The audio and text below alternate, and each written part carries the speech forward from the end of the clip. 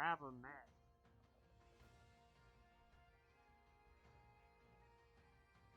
Hello, everyone. Hello, Lumperoni and Void.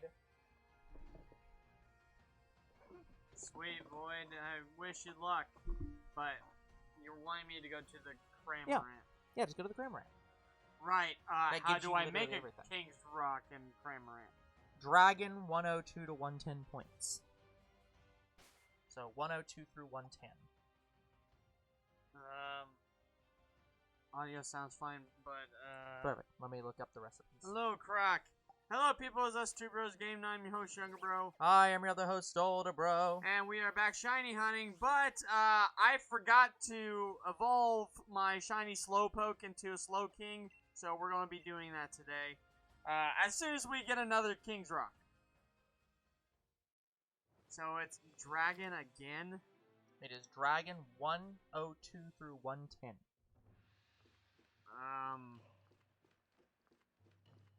So what items would that be?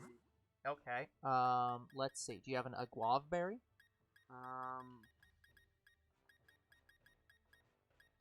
Guab. That? Yeah. So that would be a dragon item. Okay. I'm looking for the first item because you have to give a dragon item first. Okay. This is the dragon item. You want to give away that one berry. Yeah, I just want to make sure. I can probably find it again. Okay. Also, Dynite by the way, is still a thing. Dynite Orb? Yeah. Remember, that was the thing that we had to get last time that we struggled to get. I don't even know where to find it. I forget where to find it. It's the Dynamax thing. It's the crystallized Dynamax energy or whatever. Right, I don't remember how. Okay. Well, anyways, so that one, the Aguav berry, sets dragon, so you can do that. Okay. And then you just have to get like 110 points. Thank you, Void. Are they talking? Yes, they are talking.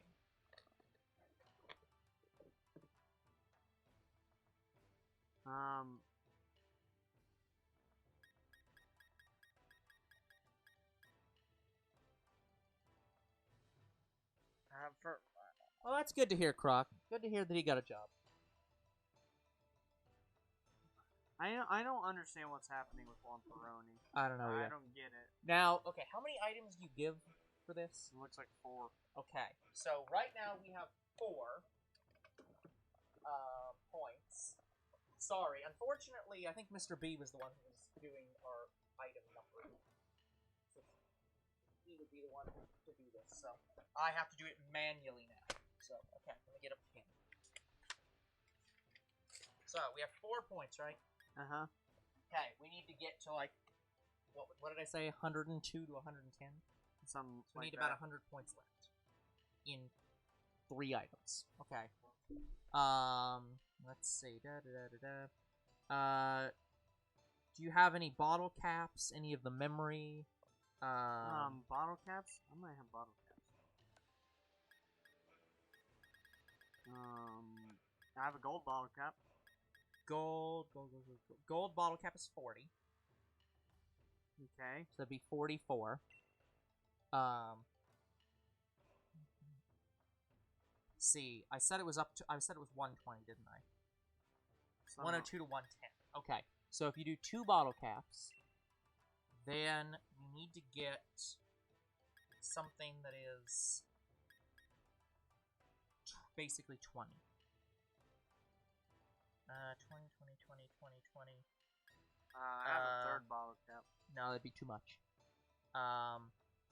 Light ball, light clay, lucky egg, magnet, metronome, power. Any of the power anklets, bands, bracelets, any of those? Power bracelets. They're the EV item training items.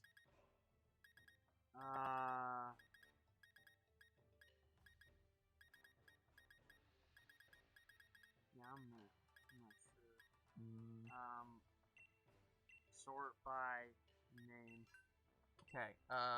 Their power. So it's So P. P.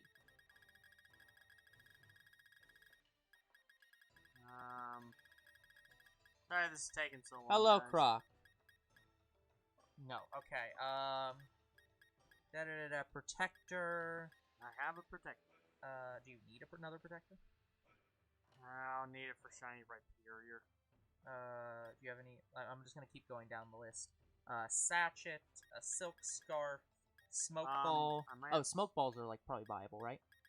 I think so. Can you get yeah. Haha. That's 22, right? So 22. Yep, we're finally playing Minecraft, 6, Croc. 8, 19. That's fuck. I think that's too much. That's making sense. No, that's that's 106. So what did I say the number was? That should be fine. Use that. That. Yeah, that should be good.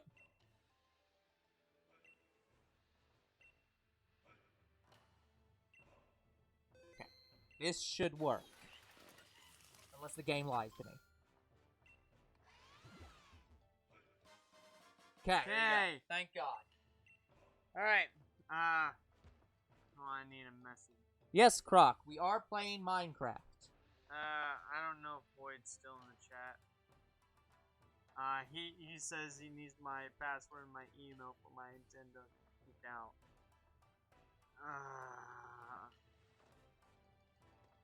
Good fucking luck with that. Yeah, let me. Also, I prefer you not give that out, if entirely possible. No.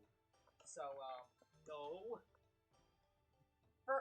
Look, Void, we like you, but, we would like to not be hacked by you. Okay, now I should be able to actually look at the chat on my phone and read text. So I can actually respond to Croc better. Okay, anyways, okay, how do I do this again?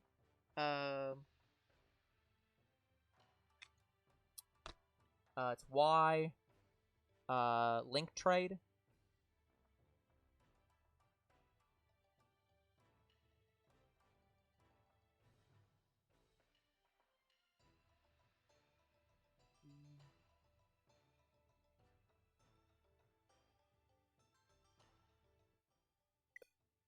What the heck are you doing Why right am now? I connecting to the internet? Yeah, what the heck are you doing? Sorry, guys. Like, I really fucking wish I can connect to the fucking internet right now. just do link trade. Link trade. Yeah. Then Set link. you don't have to do that. Just do the other one. Fine. Give me a. Yeah, there you go, and it should work now. Oh wait, I have to give the Pokemon, the item. That'd be a good idea. Okay. I can now actually see the chat. So yes, Croc, we are in fact doing Minecraft. Oh my god, my fucking mom won't leave me alone! Yeah, that does tend to happen. Yeah, guys, just my mom won't. Where is it? There it is. Okay.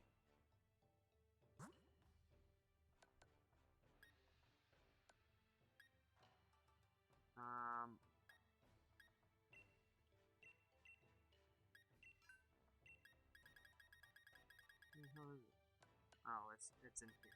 Yeah. It's also, you also, oh, right, you sorted by name, but it puts the, why does it put the new item at the end if you sorted by name? That was a different tab. No, okay. I was gonna say, wait a minute, what? Okay, now you can trade.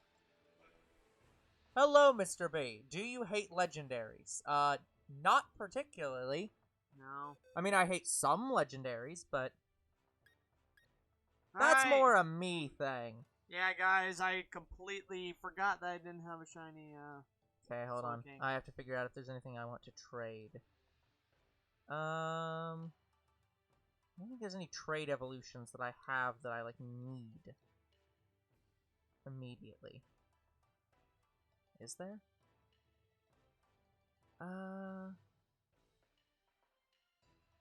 Trying to catch a legendary was hating every second of my whole life while doing it. In which game?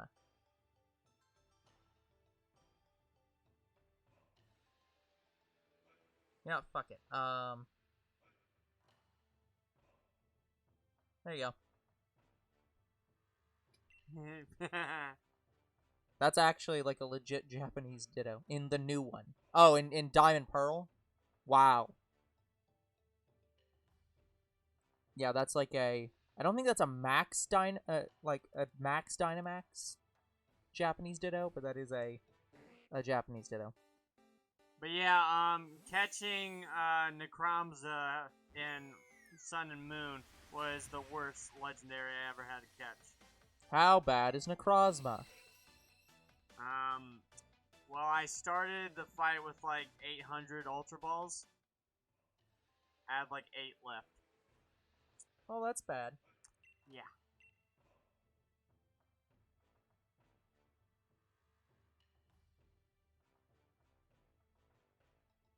And I used timer bowls on it too. Do you want Slowking to learn Heal Pulse?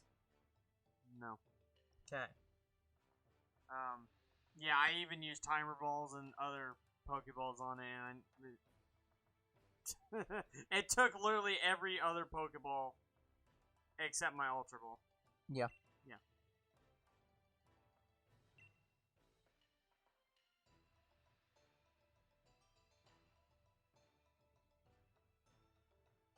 That pisses me off, being like, yeah, I know that all they're doing is correct to get you to catch, you just won't. Yeah! Hey, at least be happy that it wasn't catching Pokemon in Gen 1, the legendaries, because, like, yeah.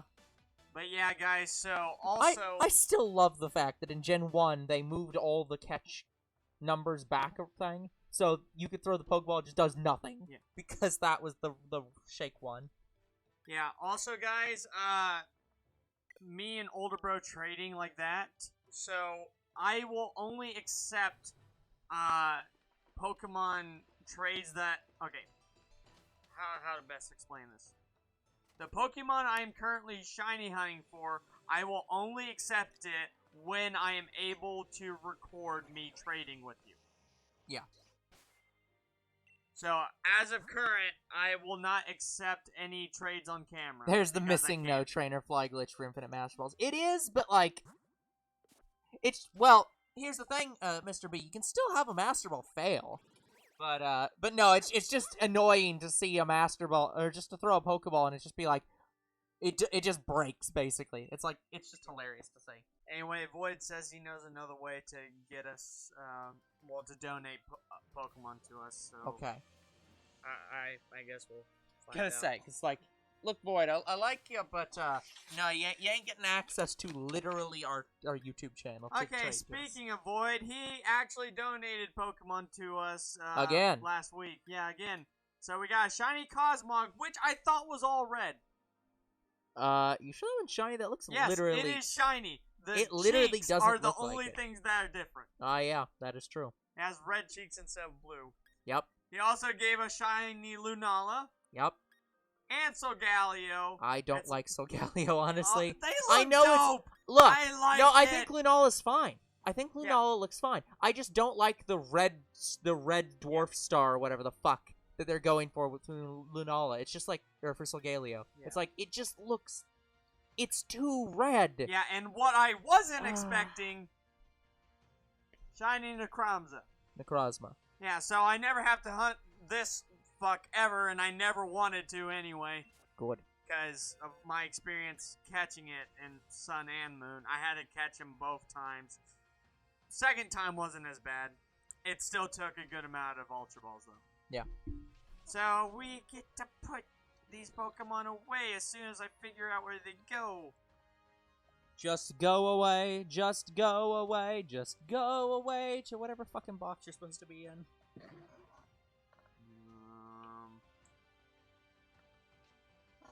I don't know.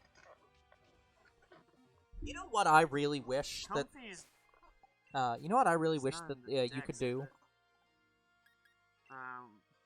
What? I wish that in the game... since so many people shiny hunt, and so many people sort their Pokemon by national Pokedex order, I wish that there was just an option for your PC that was like, would you like to name all the boxes after the national Pokedex numbers, so it just automatically puts 001 through 030, and it does that for every box sequentially. Oh, please do it. Because at that point, all you'd have to do is rename, like, the last few boxes. And, like, it would just save so much goddamn time.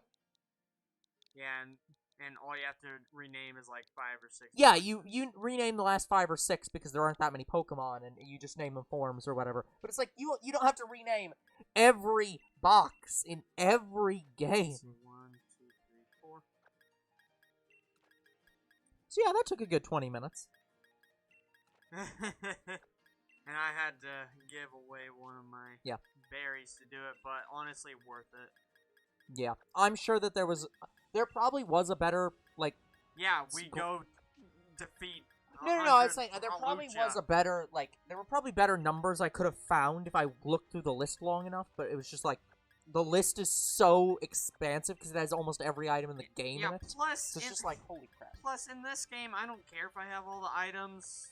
Like, as long as the first copy, like, Diamond, like, say I'm playing Diamond. Yeah. As long as that game has all the items, I don't care if I use them up in my Pearl. Oh, that's fair. Yeah, by the way, Mr. B, we had to use the Cramorant, to get the King's Rock. I had to, on the fly, figure out the math for a King's Rock. And was very annoyed. Wow. I did over 4. Why is it wrong? How did you mess this up? I have no idea how the hell I fucked this up.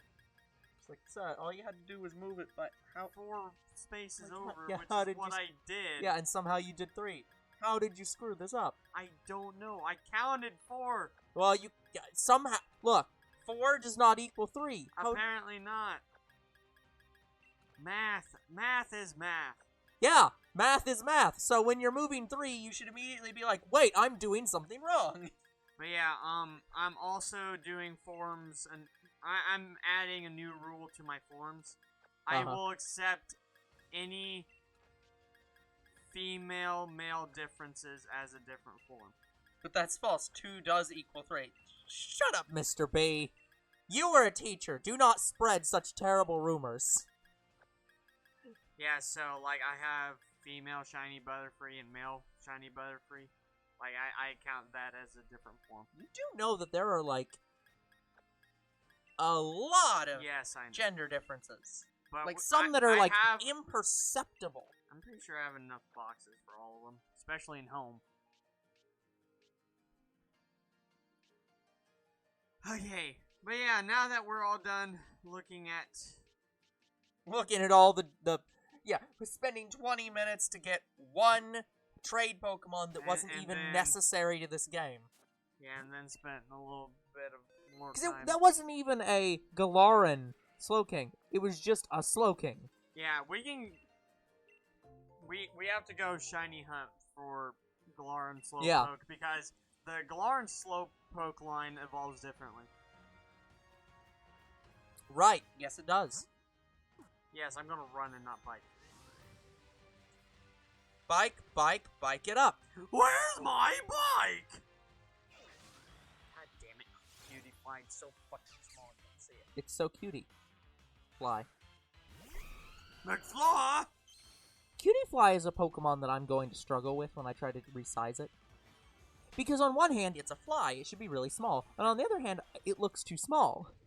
It's supposed to be like the size of your hand. Yeah, I'm just like, no, it should be bigger. But on the other hand, it's a fly. So it...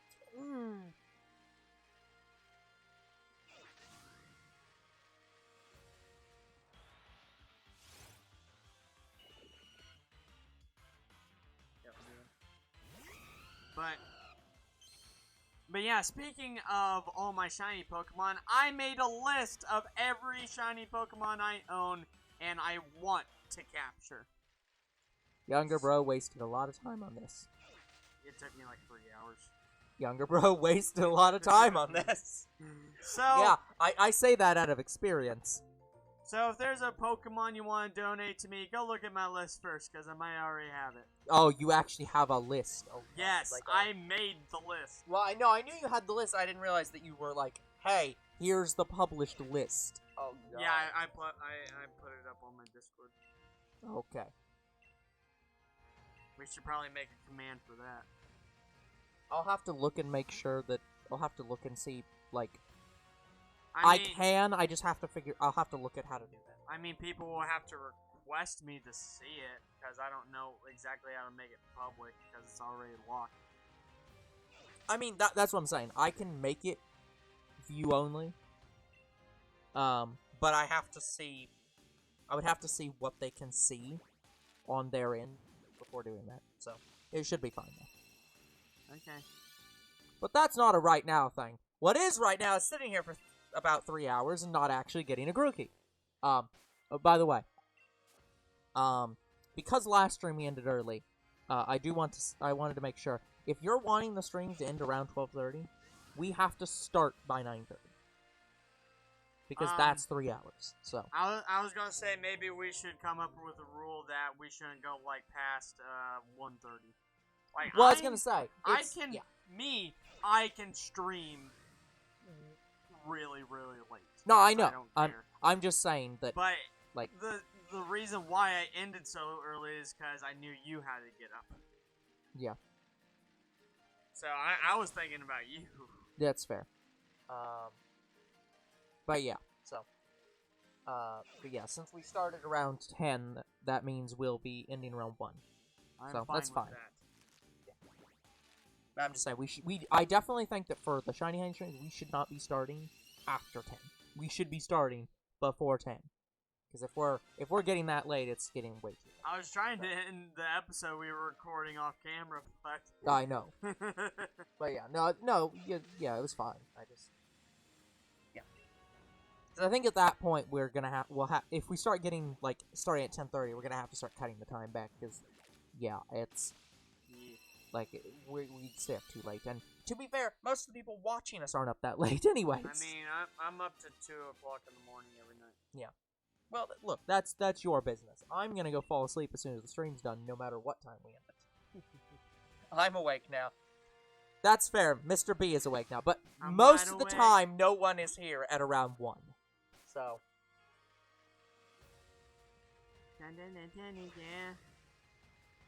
But yeah, so... I'm still here. Thank you, Croc. Thank you, Croc. Sometimes you should go to bed, though, Croc. I mean, today's Friday, so I don't think he needs to. He doesn't need to, but there are some days where it's like he really should be, though. But speaking of shiny Pokemon... Yeah, today's Saturday. That is true. A-Drive and his friends, I want to say maybe apartment buddy. I don't know. His apartment buddy. I forget what... Saying someone's my apartment buddy sounds like either you're both co-tenants, or one of you is absolutely in a relationship with the other. There's like, that's a weird way of saying that, man. I don't know how, I forget how to actually say it. No, roommate. Yeah, roommate. His roommate. There we go. So him and his roommate already found shinies without the shiny charm. Oh, of course. Of course they did. Of course they did. I'm half expecting us to find a shiny on stream, and just because that's your normal thing, and that to be fucking disgusting. If we don't, Diamond and Pearl is where my streak ends. Well, that's until I play Diamond. I have to play through both games for my streak to actually end. Yeah. Actually, no. My streak for the second or first game will end. Like, say if I found a shiny in Diamond, but I didn't in Pearl, then for the second version of the games that come out, my streak ended. Yeah, I get what you're saying. Yeah.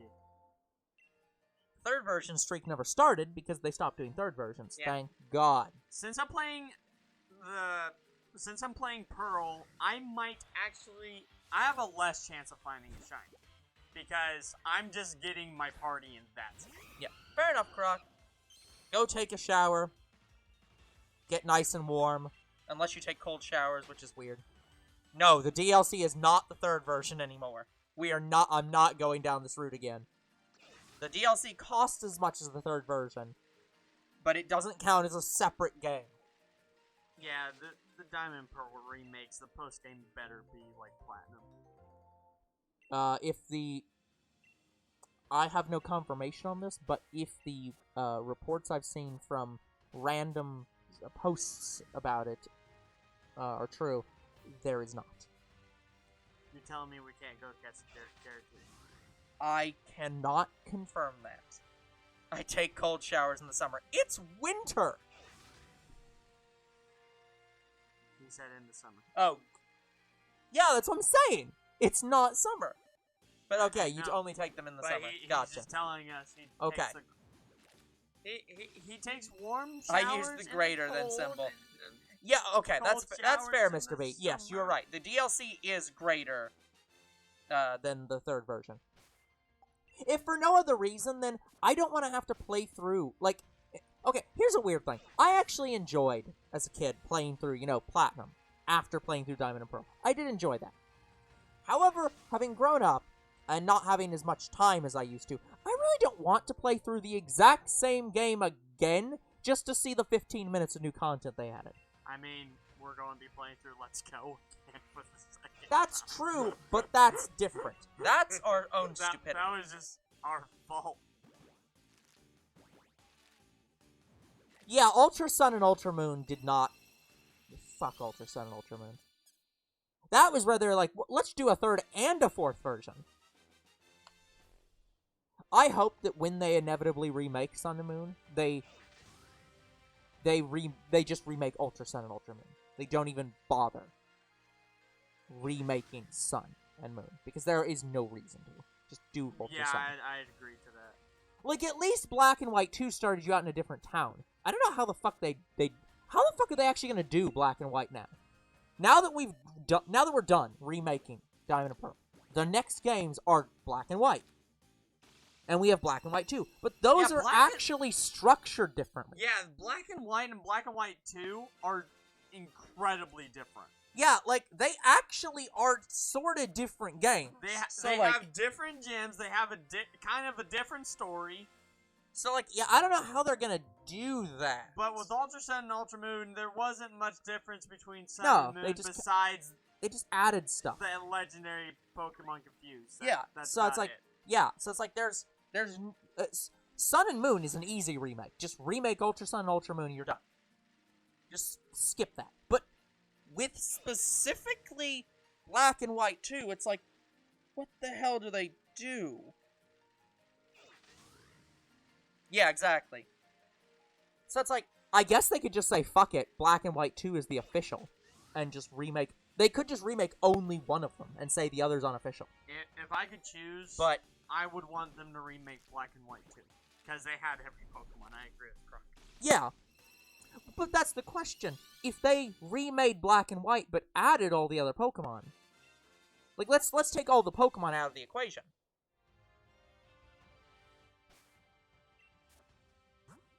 That'd be fucking... Here's the problem.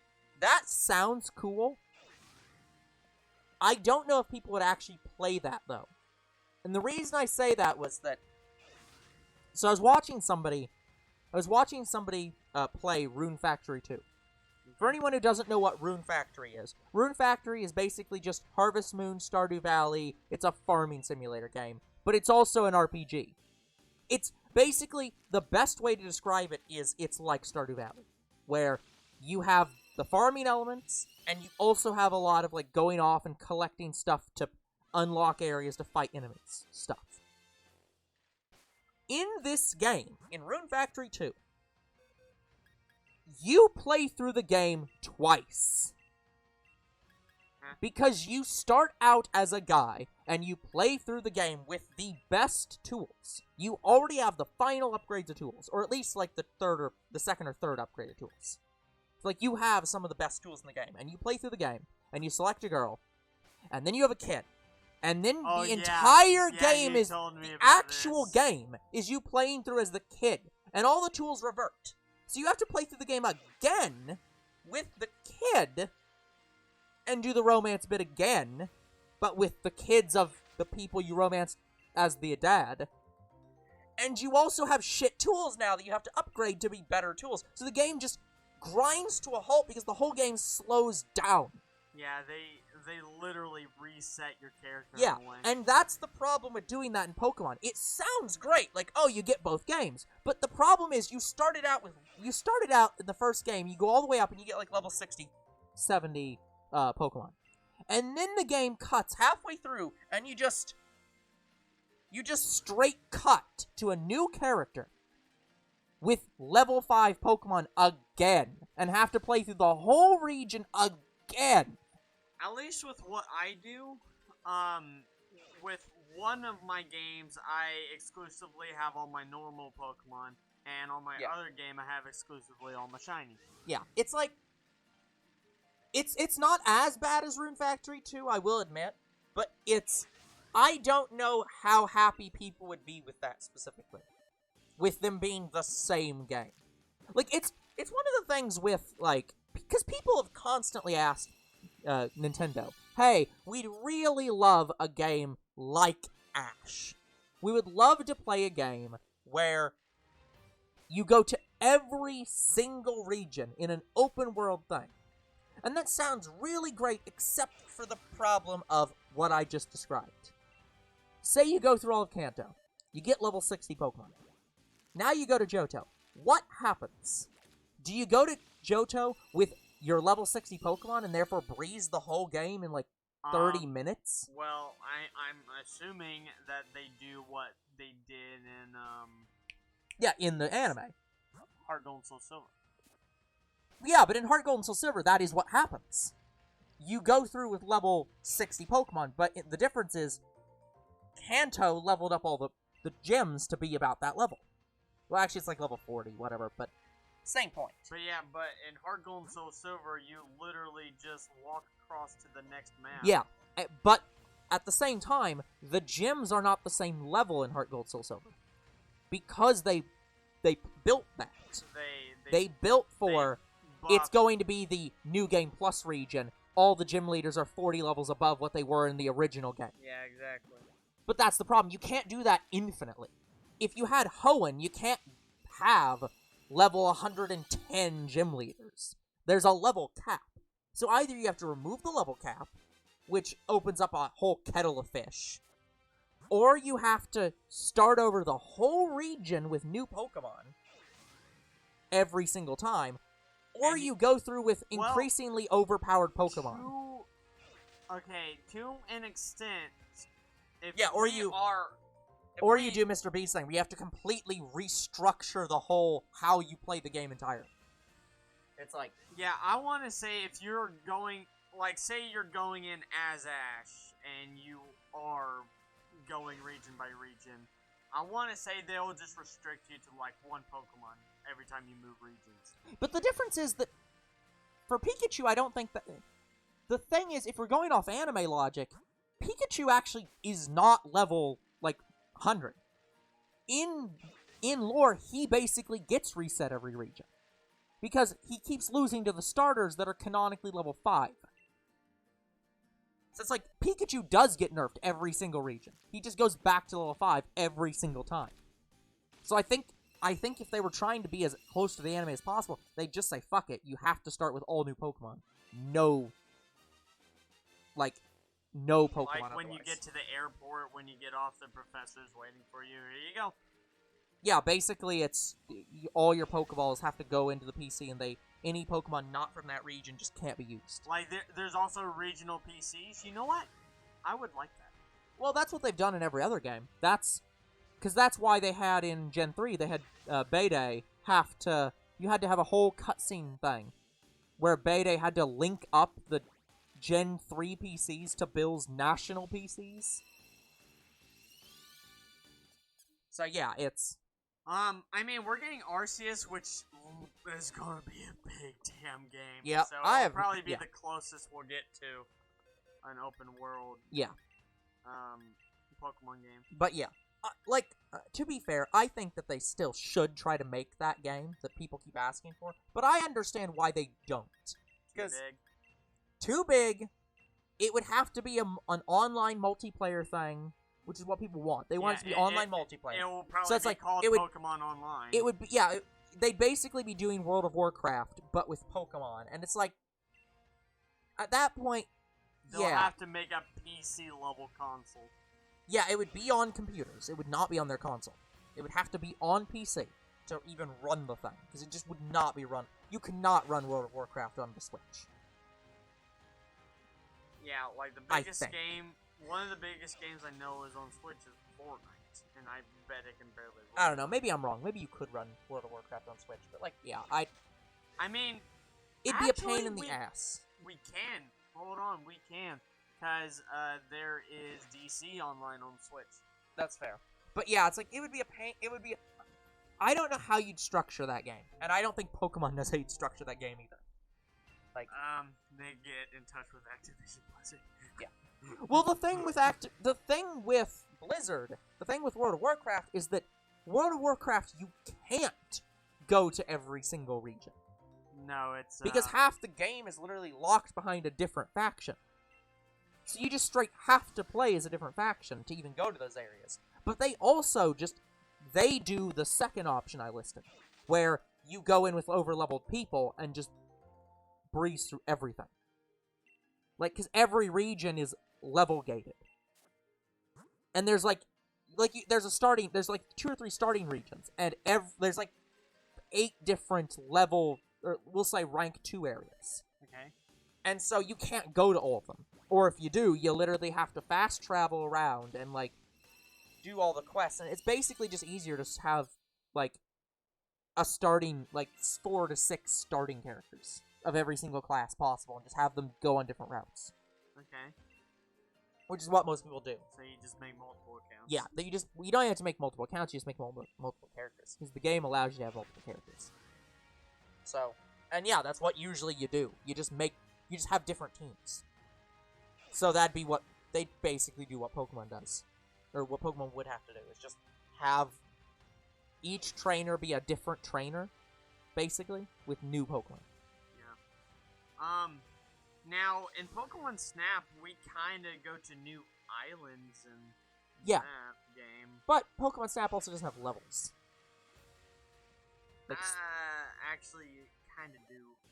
Not like Pokemon. Each island has, a rank. You have a profile level. Yeah, there's a profile level, but it doesn't matter. None of the, that doesn't really matter for the photography bits. It's being level 99 does not really change the game. In terms of, each area. They do Final Fantasy IV, the After Years style of game. I am not familiar with Final Fantasy IV, the After Years, so I'm gonna need some context. I'm not really familiar with Final Fantasy overall. I'm watching my friends play one of the Final Fantasies, and I've accidentally predicted, a character dying, and them saying, "Oh, you've just entered into a level, an area that's 15 levels too high for you," with no knowledge of Final Fantasy, and I've predicted that twice, and they're just getting angry at me. It's just stop predicting things. Yeah, there are several games I want to play. Final Fantasy. People are going to get so mad at me after this. I want to play Kingdom Hearts more than Final Fantasy. I don't think there's a lot of people that get angry about that. Kingdom Hearts. A lot of my friends go back and forth between Final Fantasy better than Kingdom Hearts. So a lot of my friends are going to get mad at me. There's one main story that was done by adventures separately for each set of characters. That's interesting. Yeah, Yeah. But yeah, my reasoning for wanting to play Kingdom Hearts is different than a lot of people's. Because the reason I want to play it is because I owned one Kingdom Hearts game, and I never could play it because the disc was so badly scratched. Yeah. I eventually tossed it because I couldn't tell you how many times I cleaned that disc. Yeah. I cleaned it, I took it to professionals to clean it, couldn't restore it. Yeah. That's how badly damaged it was. That's just, you just have to get a new disc at that point. Yeah, so at some point, it'll probably be on the Switch. I'm thinking it's one of those games that, you know, the Kingdom Hearts collection that's coming out on the Switch. Yeah, what game was it specifically? The third or fourth game. No, I mean, okay, what was the name of the Kingdom Hearts game? Because Don't. only 3 of them have Look, numbers. The rest it was are a not Kingdom numbers. Hearts game that was on the PS2. Okay, that is. Like, yeah. if you had the image of the game, I could tell you. Because the thing is, there's like, you have to understand, like, there's only 3 games with numbers. There's 1, 2, and 3. And I mean, I guess there's 2.5, 2.75, and shit. But they're not really numbered games. But there's like Dream Drop Distance, Birth by Sleep, 386 out of 5. Just Kingdom Hearts. So 1. Got it. Yes, 1. Yes. So yeah, 1 is, it's in the Switch collection. Keep bumping the goddamn mic. The Switch collection includes all of 2. I think it's all of 2.5 or 2.75, whichever one it was, and then it's also 3.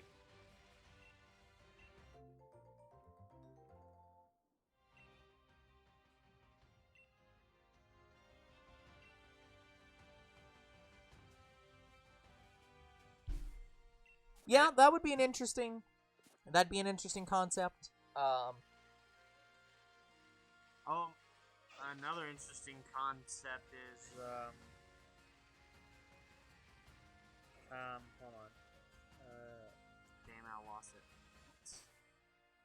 Like, I was thinking, like, we had level caps with each region. Like, first region is like level 10, and next region you go up to level 20. See, that would work, except again, the problem is Pokemon's gonna keep having new regions. They're gonna eventually have more than 10, which means they'd have to break the level cap again. So they'd have to make the game now. Yeah, but the other problem is that would mean you'd have 8. Like, think about the current games. We're already at around level 10 in Brilliant Diamond after playing for 1 hour, and we haven't even beaten 1 gym. So now imagine going through 8 gyms and a full region and getting 10 levels. How the hell's that gonna work? Like, you'd have to, like, massively change your leveling system at that point. So it's like, at that point, you're just breaking the level cap inadvertently. You might as well just make level 1000 be the max level at that point. By the way, what number are we on for Grookey? I think this is 6. Oh my god. So yeah, that's basically just, you're just compressing levels at that point, which is the same thing as breaking the level Yeah, cap. I have no idea how long A-Drive takes with his videos. I think he does 6 hours a video. Yeah. Or longer. I think he does it all day. I think he can live off his Twitch and YouTube now. So it might be his job. So he probably does it all day, every day. So I understand. But yeah, why so he finds you can them see quicker why, than guys, us. that maybe some of the reason they haven't made this game is they can't figure out the answers to these questions either. Most likely it's because they just don't want to make this kind of game. But, you know, I would say I'll give them the benefit of the doubt, but I'm not going to give them the benefit of the doubt. They just don't want to make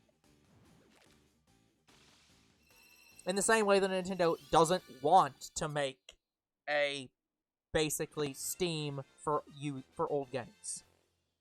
They don't want to have that, even though it would make them an infinite amount of money. But, like, they constantly complain about emulation.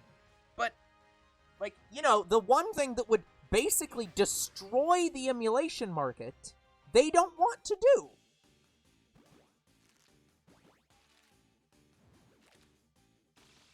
Yeah, that's also true, Mr. B.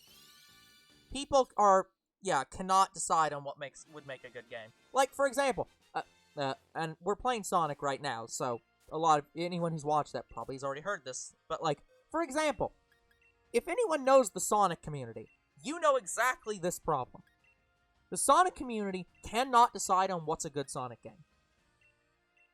Because there's the parts of the community that think that 1, 2, 3, and Knuckles, and 4, which is Colors? no, the one new one, the fan made one that became an official game. I don't know that one. Shoot, what was it? Well, I know it. I just don't remember the name.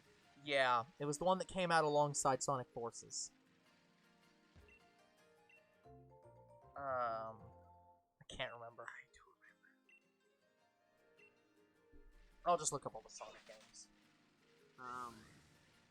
It's not Unleashed. It's not,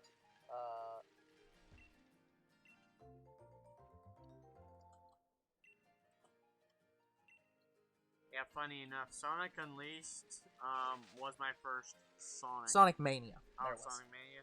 Yeah, my So- first Sonic game I ever played was Sonic Unleashed. So yeah, there's the fans that think 1, 2, 3 and Knuckles, and 4, the Secret 4 Mania. Remember, guys, there actually was a Sonic 4. Nobody liked it. It did not go well. Yeah, I have the collection with Sonic 4 on it, Yeah. on the DS. There's a reason why Sonic Mania is called the real Sonic 4. Yeah, there's the fans that like those games and think those are should be the official, only Sonic games. The rest of them are garbage. There's the ones who think that the 3D Sonics are good, like Sonic Colors. There's people who think that Sonic Unleashed is good. There's people who think that Sonic 06 is good. There are people that think the Storybook series is good. I don't know. And all the rest of them are bad. Sonic and the Black Knight, Sonic and the yeah. Secret Rings, and the other one. Yeah, so there's people who think those games are the only good Sonic games. And the entire community cannot decide on any facet of these are the only good games. Because the entire community has differing ideas of what is good and what is bad. Yeah, we only played Sonic 06 because... It's infamous. You can't Yeah. You can't be a Let's Player and not have played Sonic 06. That's like... You have to...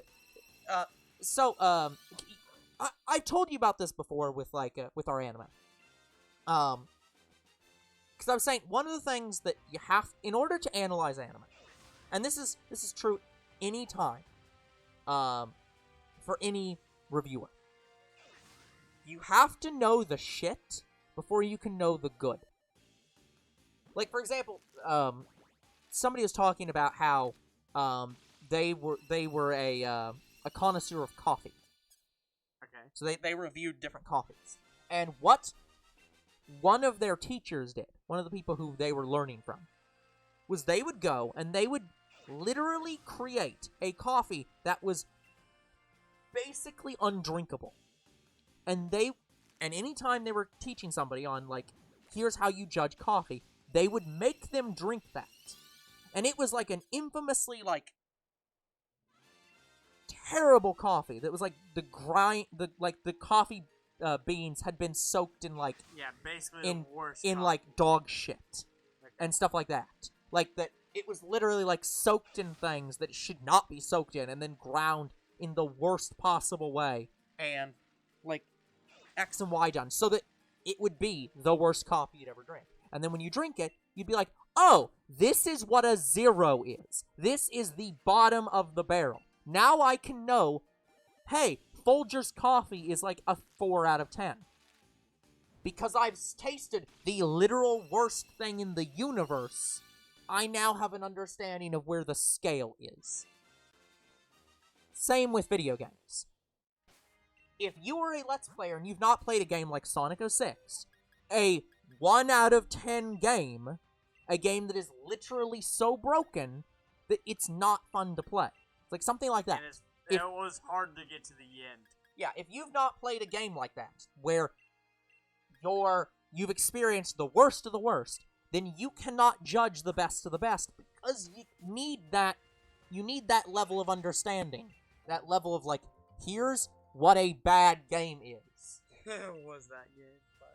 I thought Bible Adventures was that game. Hold on. That's...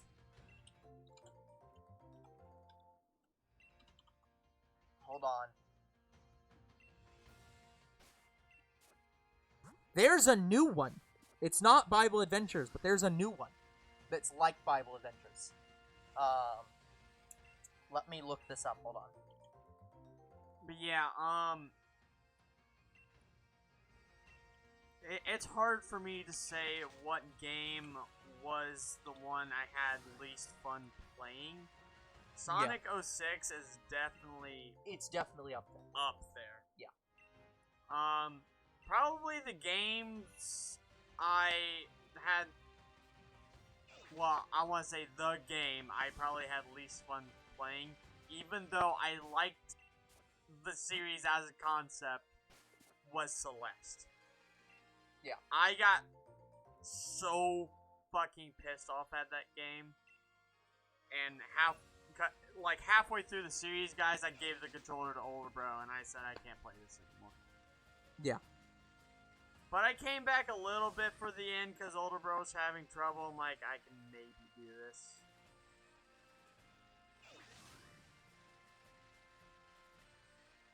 So, yeah, Celeste is probably the game that I had the least fun playing. But guys, I liked the story, I liked the characters, just gameplay-wise, fucking hated it. Not my kind of game.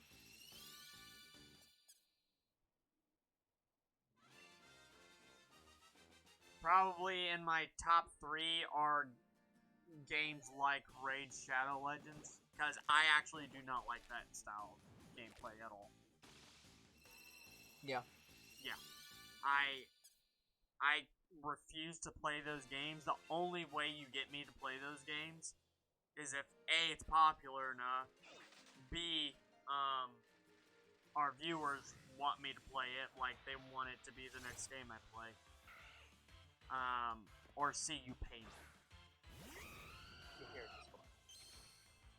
That is the only way I play those kinds of games. I'm gonna play a video right now. I'm not gonna have the audio on, but I need to see what this game's called. Yeah, so there is a new sort of Bible adventure game called, The Savior's Gang. Oh, yeah. Yeah. It is one of the most heretical Bible games, though. But yeah, so those games are still being made. Oh, God, no.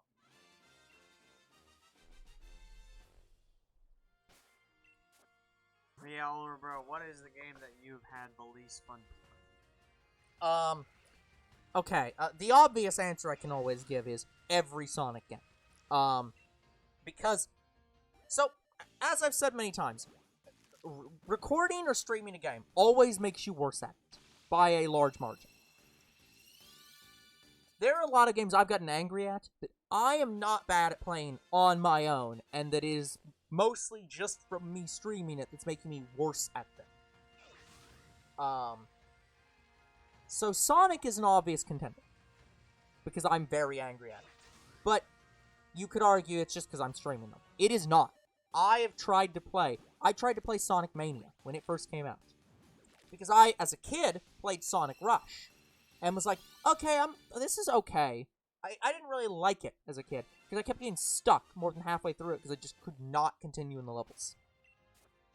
That's kind of how I was with Colors. I wasn't necessarily understanding how to complete some objectives to progress in the story. But when Sonic Mania came out, I bought that day fucking one.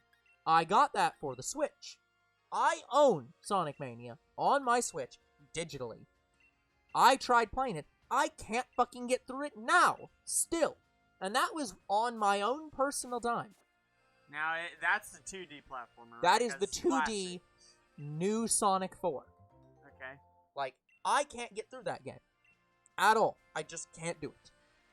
So, and again, I think the 2D Sonics are probably some of the best Sonics out there. I still can't play them. Still get super angry at them. I do not like them. I don't like Sonic games. I like Sonic the character. I hate his games. They're all bad. Yeah, without... So, that is an actual series. But I don't know if that's the series. Yeah, without making you mad, I just think you have difficulties, like, with the fast-paced moving of I the do. character. I am very good at characters that I can control. And Sonic is a character that is designed to be hard to control. I'll agree with you with some games.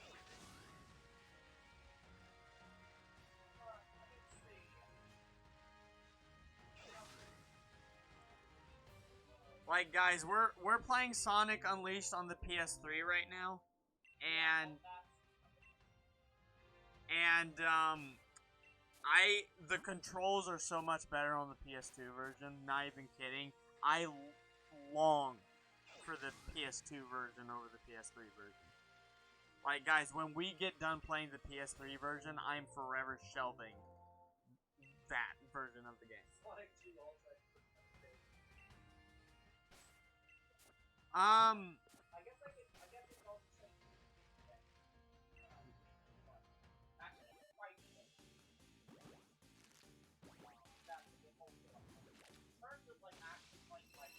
I want to say a game where you're having difficulty having fun on your own, like if you were playing it on your own.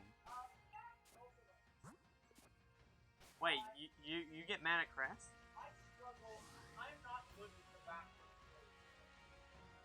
Backwards, forwards, camera.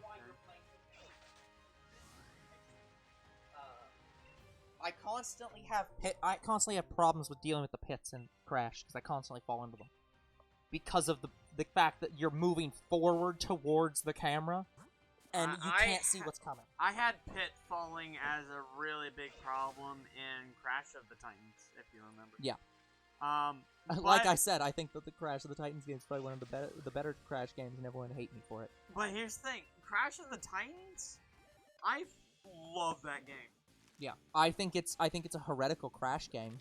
Like, that doesn't really fit with what Crash is. It's story-wise at all, but I think in terms of playing it, yeah, it's one of the best. Absolutely. I don't think I'd say that, but I think I would say from a movement standpoint, I found those games better than actual Crash. But I think that the actual Crash games are better platformers. With Crash, it seems like you're going one direction, nowhere else. Like the first 3 games. I mean, they're all that.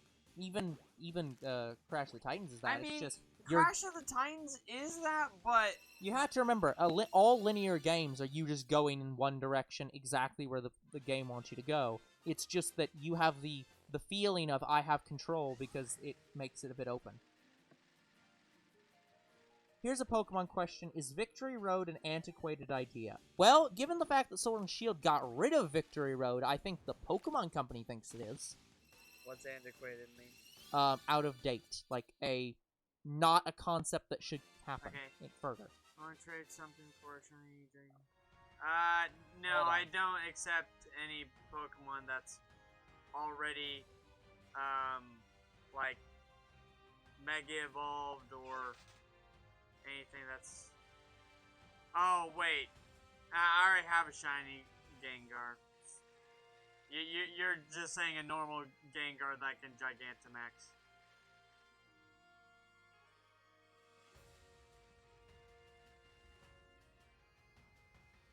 Yeah. But no, so, anyways, what were you saying? Oh, sorry, Mr. B. Yeah, so, is Victory Road an antiquated idea? I mean, here's the thing about Victory Road is the specifics of Victory Road might be antiquated, like going through a maze just to get to the Elite Four, but even in Sword and Shield, they still had a Victory Road, in effect. It was just, instead of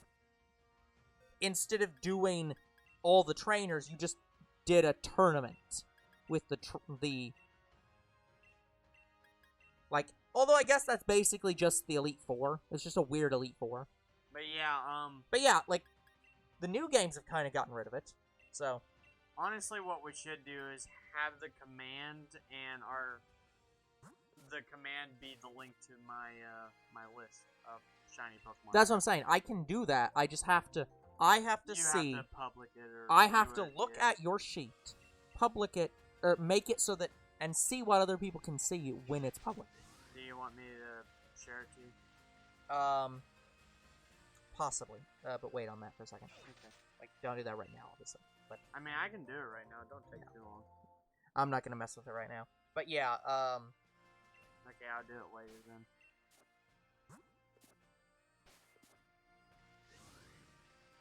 But yeah, if we do any trading off camera, I will only accept certain Pokemon. I now have like the rules on what Pokemon I accept, and I hope you also accept those rules, Older Bro. I haven't really seen all of them, but I will accept any shiny Pokemon that are shiny locked, that I can't get in game, and there was a third one. Oh, and Pokemon that are not easily obtained. So like the shiny fossil Pokemon. fossil Pokemon, trade Pokemon. Yeah. Yeah. Any forms. Gotcha. And But I think that's I'm fair. assuming forms are also the same of if you can easily get a form, that doesn't count though. Like for example, Like the- maybe unknown. like Galaran Pokemon are fine. You'll do those on camera. But Cantonian and Alolan. Yeah, the Cantonian and Alolan in this game would be fine to trade, but the Galarans wouldn't in this game. Yes. But in another game, the Galarans would be fine because you're not playing this game. Exactly. Yeah. Now, we might do Diamond and Pearl and Sword and Shield at the same time. I haven't decided yet. Yeah, we'll see about that. Like we go every other week where I'm going between Sword and Shield and Diamond and Pearl. But Yeah. I'm not too sure if we should. Yeah, I mean it's gonna make both games take much longer. Yeah, I might just move on to the next game. But anyways, yeah. But I'm not 100% on it yet. But I will guys. say, I don't think while I do think specifically Victory Road might be like a weird out-of-date concept, I don't think that like having a gauntlet up to the Elite Four is an out-of-date concept. Like I think they could do something that's not Victory Road. Like for example, I'm imagining a situation where like you know how you love to talk to all the people in a town. I'm imagining a situation where, like, in Sword and Shield, in this game, there's the town that the Victory Road's in, basically. Or not Victory Road, the town where the Champions Coliseum is. Imagine if you had to fight every single trainer in town. Like, every person was a trainer, and you had to fight all of them. Oh, hell yeah. Like, I think they could do something like that, and that wouldn't be, like, an antiquate. That would be fun. And I think you could have a gauntlet to get up to the Elite Four. But, yeah, I think specifically going through a convoluted fucking maze to get to the Elite Four building is a bit of an antiquated concept. Yeah, they did kind of do away with that ever since Sun and Moon. Well, in Sun and Moon, you had to climb up a mountain. Yeah, it's like... Yeah, that's why the latest game, and again, a couple before it apparently, just haven't done it. It's just like, it does not matter. Especially with them enabling the EXP share. Because the whole reason to have Victory Road was to give you a boost of more trainers at the end to strengthen your Pokemon. With the EXP all, that's almost unneeded. Yeah, HM moves not needing to be there. Getting rid of HM moves makes the Victory Road not as bad. I felt like the shortest Victory Road I have played through was in Omega Ruby and Alpha Sapphire. Like, that felt really fucking short. Gen 1's Victory Road is actually not that bad, but people remember it being bad. Gen 1 was bad because of the statue maze at the damn end. But in Fire Red and Leaf Green, it's not actually as bad. It's much better, especially with the rocks not fucking moving around and let's anymore. go Pikachu and Eevee, they freaking did away with it. Yeah, it's just gone. What's there now? Because I've never actually got to the... empty space. Well, there's a couple columns there. There's like 6, maybe 8 columns. Yeah, because I've not actually gotten to the Elite Four in the game. But yeah, it's just a... Because they still do the checkpoint system. They have a zone system. Yeah, you have to go through each zone, but you just get to the last zone and Victory Road's right there. Did they just kill the mountain entirely? No, you go through the mountain. Moltres is still there. Well, so there's not a maze in the mountain? Like... I mean, the cave that you go through is kind of maze-like, but... Yeah, so isn't that still just short. Victory Road? It felt like a small Victory Road. Okay. That's what I was confused about. I was like, I'm pretty sure it's still there, but okay. That makes sense, I guess. I'm just saying it's, like, less complicated than, like, yes. the first Pokemon games. Yeah. You know, one of these days I'll get a second Shiny Grookey. The hilarious thing is, yeah, it is funny, that they kept HM moves for so long in the game. By the way, I gotta know that this can't be right. I'm. Yeah. Is it possible that we're not getting a shiny because I'm using a shiny to get the eggs from? No, that doesn't matter. Okay, I'm just 100% making sure that that doesn't 100% fucking does matter. not matter. It is more likely that that it is possible to turn off the shiny charm and you have it off somehow than that. That's just straight impossible. So. And we can't turn off the shiny charm either. Yeah, so. Like, but, I can check through my settings. But that is more likely.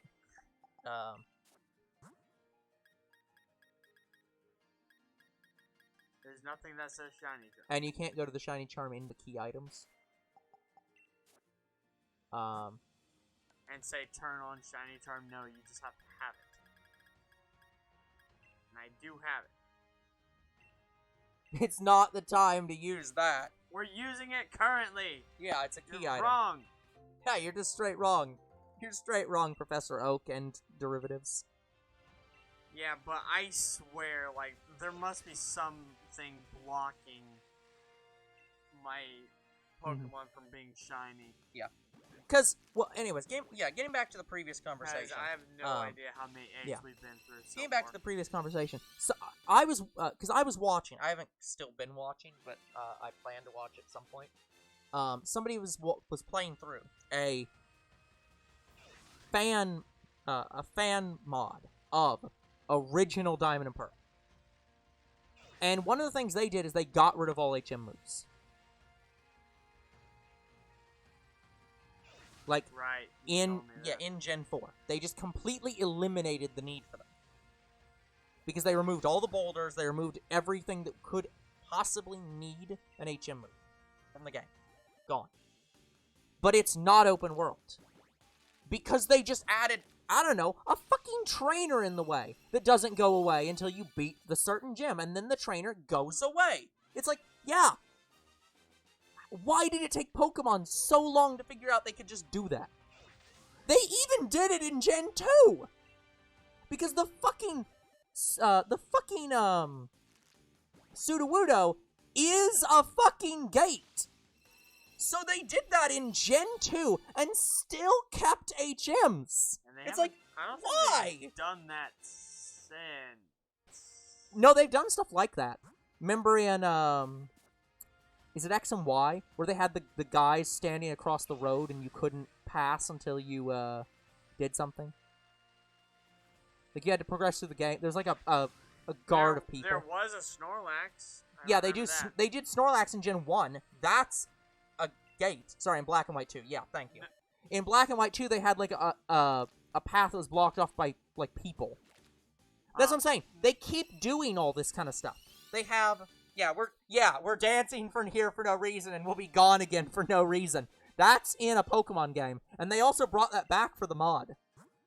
They just have people standing in a line saying, there is no reason why we're here other than to tell you to go back and not come this way yet. But that's what I'm saying. Why have HM moves when you're already doing that? Like, and the Pokemon Company realized that, and so that's why they got rid of HM requirements, because they're already blocking you by other means. Why have field moves that force you to do these, like, annoying puzzles to block progress when they're already blocking progress. Like... But yeah, guys, this is what actual shiny hunting feels like. It takes 20-something streams before you find... Yeah, but they also did Snorlax. They've been using gates with, like, characters since Gen 1. That was the whole reason why they had the tea. Or, like, you had to get the guards a drink. Like... Oh, yeah. HM moves, they've been using both methods in every single game. So it's like, they didn't need HM moves. They were already doing it. It's like, it's just like the EXP all. It's not like they've had that just as long as the EXP share. In fact, the EXP all is older than the EXP share. So it's like, it's just weird that it's like, but why did you have this mechanic when you also had the... What? Hold up. Yeah. It's like... So I get why Game Freak got rid of it. It's fucking annoying. And they're already doing something that's just straight up better. Because even if you find the guards that are like, we're here for no reason, and soon we'll be gone for no reason, at least that's funny. At least it's funny to walk up to some guard, or to see some random people, and they're like, we're dancing here for no reason, and soon we'll be gone for no reason. At least you laugh. Because Game Freak is just being like, look, we needed some guards to block this path, and we didn't have a good reason for it. Just go back and fucking play the game properly. No reason. Yeah, it's like, that's still funny. But, like, having to be like, oh, let me go talk to this person in town to get strength, so I can move these boulder puzzles in the in the Victory Road. Oh. And I have to do it really slowly because... Yeah, I have an interesting thought. It's like... Okay, so what happens if I go combo a Pokemon to max out in the wild and then egg hunt immediately after? They don't affect each other. Oh. The comboing does not affect egg hunting. It only affects in-world captures. No. Yeah, it's not like it doesn't boost all the shiny odds for that Pokemon. It boosts in-world shiny odds. I still don't know if the shiny odds are boosted in Diamond and Pearl. According to Lumperoni, they are. According to Lumperoni, they are the same as new gens. So they are 1 in 4096 instead of 1 in 8192. Okay. Obviously, he could be wrong, but I believe it.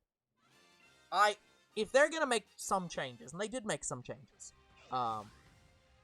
that's one of the ones that everyone's just gonna immediately be like, yeah, please make that. Oh, the Poke Radar method is back, though. I knew that.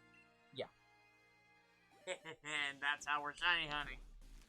I hope that one of the things they patched was the fucking, the shiny charm bit that Lumperoni was talking about. What? Wasn't he complaining about they did something to the shiny charm that fucked it over? I don't remember. I don't remember either, but they did some shiny problem, which I hope they fixed. But anyways, that's not the point. What is the point is we've been doing this for an hour, and we should, actually do the ad, even though everyone here is, like, subbed because Lumperoni gave everyone subs. So, Lumperoni's evil, but we know them.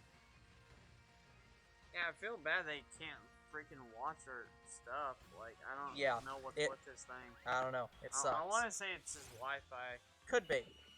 Yeah. Anyways, let me run the ad. No one's gonna watch.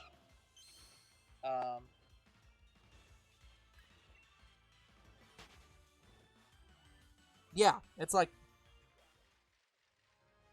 and that's basically they even did something like that in Sword and Shield. That was the whole point behind Marnie's town. It was basically a battle town where almost everyone in the town battled you. The whole town was the gym. That's what I'm saying. It's like they kind of just were like, fuck it. The town is the gym. Everyone in town battles you. It's like, God damn it. So they've definitely they're definitely experimenting with that concept. But yeah, like they could definitely do stuff like Victory Road and it not be antiquated.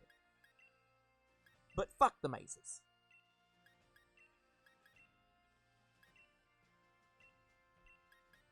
But yeah, Like this isn't a Metroidvania. We don't need a maze. This is why I hate egg hunting, because I feel like it's just taking way too fucking long. Remember when you thought that egg hunting would be faster?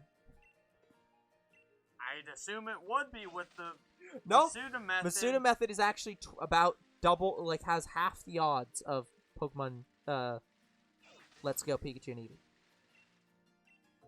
Half the odds? Like half. It's like it's gonna take twice as long, basically, as Pokemon Pikachu and Eevee. Pikachu and Eevee had the highest odds ever.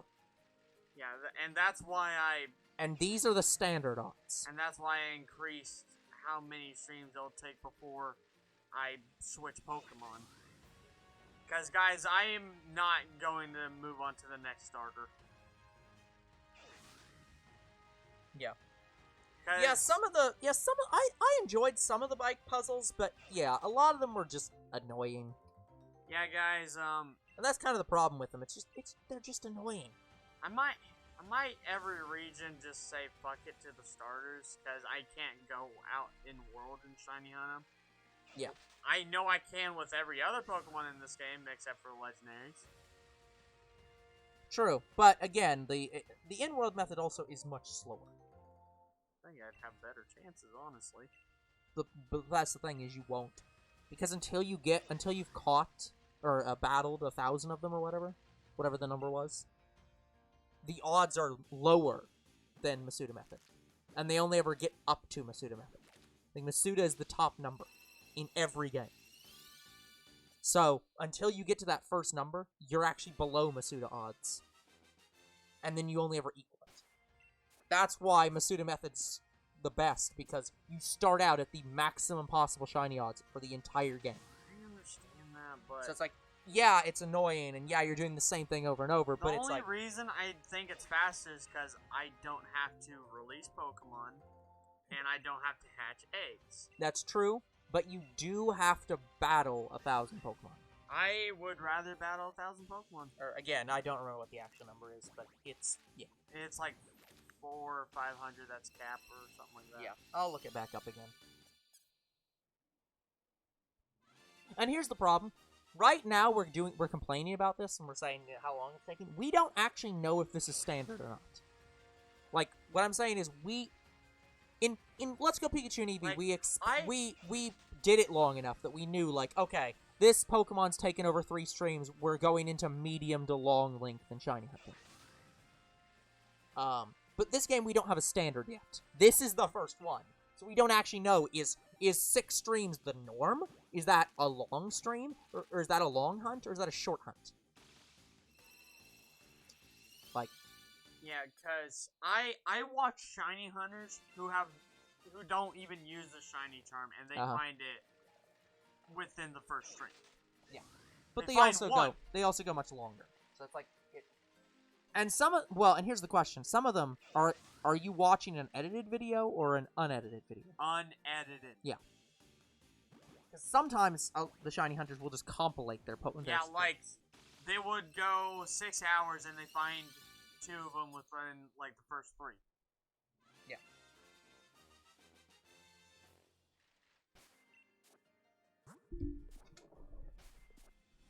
Again, the other thing that sucks about the Masuda method is I keep forgetting how many eggs I have, so I have to keep opening and closing my menu. So, again, I would rather take my chances going out in the wild. It's fair. I think it's something we should compare. We should look at, like... Like, the next hunt we're doing is out in the wild, because it's hard for me to just do Masuda method. I can't do it, guys. That's fair. I would think that's a boring concept for us to be doing. I mean, you say that, but again, people watch this. Again, people a lot of people watch this. So, But it's like I want to do more than just Masuda method. That's fair. Yeah, I do expect it is going to take longer to do the non-Masuda method. Well, So. I'm going to be doing some off-camera work because, you know. Well, I guess that's fair. That is the one thing about Well, actually, I'm debating on it because it's like, well, I could find it before I even get to Cap. Yeah, that is true. And I have the Shiny Charm, which increases my odds even without. Yeah. So, I have no idea what I'm going to do, actually.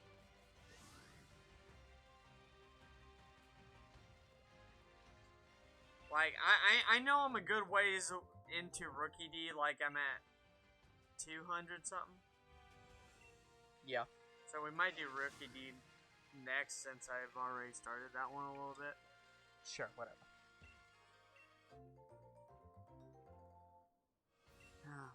Again, I would take donations on camera, but I can't make it work.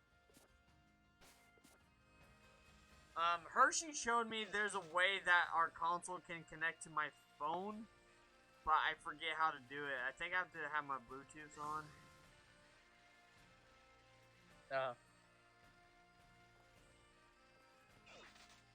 And I don't know, maybe I can trade with people that way.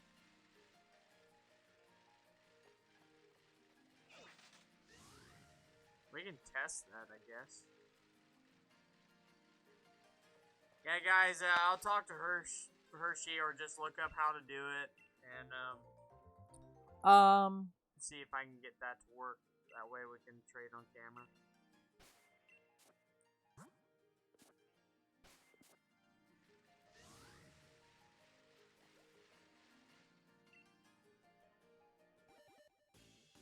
Okay, never mind. At first I thought they were saying something very different. I was like, what?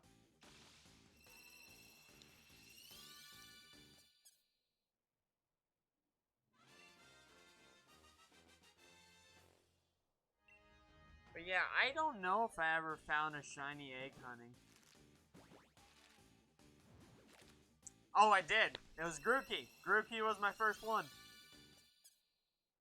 Yeah, shiny Grookey was the first egg I ever got shiny. Yeah, it looks like the best is 500. 500 max? Yeah. Well, 500's cap, okay.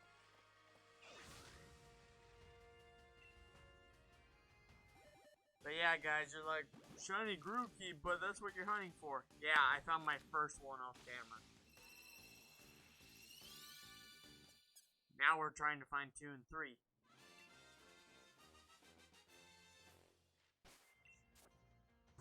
Yeah, guys, we already have one. We say this every stream, I know, but it's just... Yeah. Okay, I'm actually getting some conflicting data, and I continue to keep getting this conflicting data. So, on some of the more official sites, on Cerebi and Bulbapedia, I'm seeing that you can never get above the wild Pokemon can never get above the odds of Masuda Method. Ever. It's the same number. But I keep seeing on other sites, the less certain sites, the sites I just don't know enough about, they keep saying that, like, okay, so, getting the Shiny Charm increases the odds, and, getting the battle bonus increases the odds. But they keep saying that the catch combo also still exists in this game. And they keep giving a number that is 455 for the in-world Pokemon. Because they say that the catch combo exists in this game and does apply. And I can't find any official evidence of that.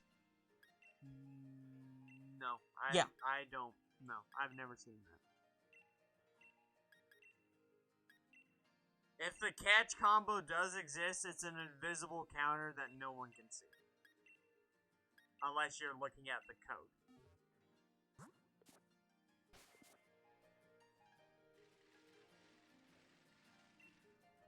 Guys, the only counter that exists in Pokemon Sword and Shield, guys, is the battle counter.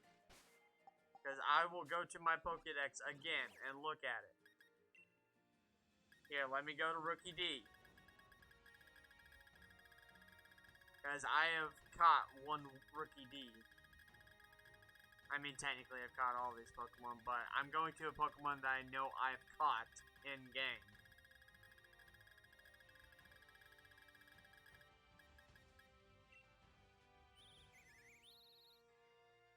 Let's see, where is it? There it is. So, number of times battled, 448. Yeah. That is the only counter in the game. I agree with you. But yeah, according to this, it's saying that, yeah, that there's also a catch combo of 25 in a row in this game. And that's the problem. I've seen it on enough sites that I keep wondering if that's a real thing or not. Well, here. Because it's like... I will catch... Well, I mean, that's the problem. How would you even know? Well, you... How would you know if it doesn't display it? Catch 2 of the same Pokemon in a row. No, but that's what I'm saying. How, like... What if it just doesn't tell you? Here, if it's an invisible counter, we have no way of knowing. But I've seen this on like 4 or 5 different sites that aren't Bulbapedia and Cerebi. And that's the weird thing. It's like, I don't know. I'm not seeing a counter on this screen. Okay, let me use my Quick Ball. I know this is a waste. Oh, critical. And done. Yeah, every time I get a critical, I know it's a catch. Okay, so I've caught one Cutie Fly. So that would mean I have to catch another Cutie Fly in order to see any kind of catch combo. So here's another one. Yeah, and we obviously know this is affecting the other combo. We know that's a thing. But yeah, if it doesn't say on the screen, you've caught 2 of them or something. We still don't know if it's happening. Alright. So now I'll catch this Cutie Fly. Yeah. Another critical! I love my critical chance. Fuck critical chance. Alright, so in theory, that should give me a catch combo too. Yeah, but what I'm saying is, it might just not tell you that. If it's an invisible counter in the background, we have no way of knowing if it's real or not. Yeah, I want to say it's not real. Yeah. Again, that's the problem, is the official sites aren't listing it, but the less official sites are saying, yeah, that's a real thing. But enough of them are saying that I'm like, okay, I don't believe that every single fucking site is reporting the same bullshit. So it's like, but the big 2 sites aren't reporting. So how the fuck do I know?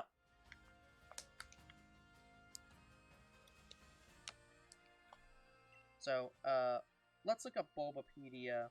But yeah, how would, like what, you have to keep track yourself? Yeah, I guess. I'm not doing that.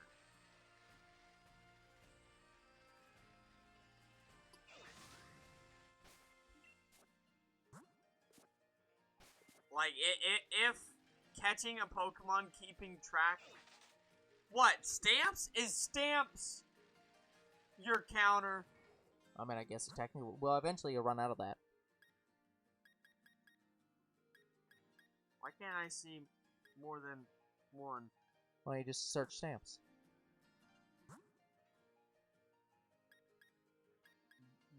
This is my searching Stamps. Like, you see all the stamps from this menu. Yep.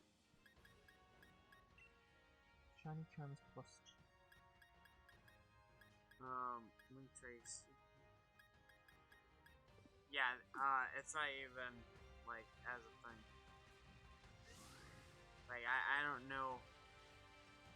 Like, unless, yeah, stamps are the catch combo, which, that would be weird. Like, to me, stamps is the only thing that makes sense for a catch combo. Yeah. Yeah, so right there, that's telling me, hey, I've caught 2 Cutie Fly. Yeah. Ultra Sun. Yeah, because the base rate, the catch combo thing in Let's Go Pikachu and Eevee got you up to a 1 in 273. Okay. which is like again about double the Masuda method. Okay.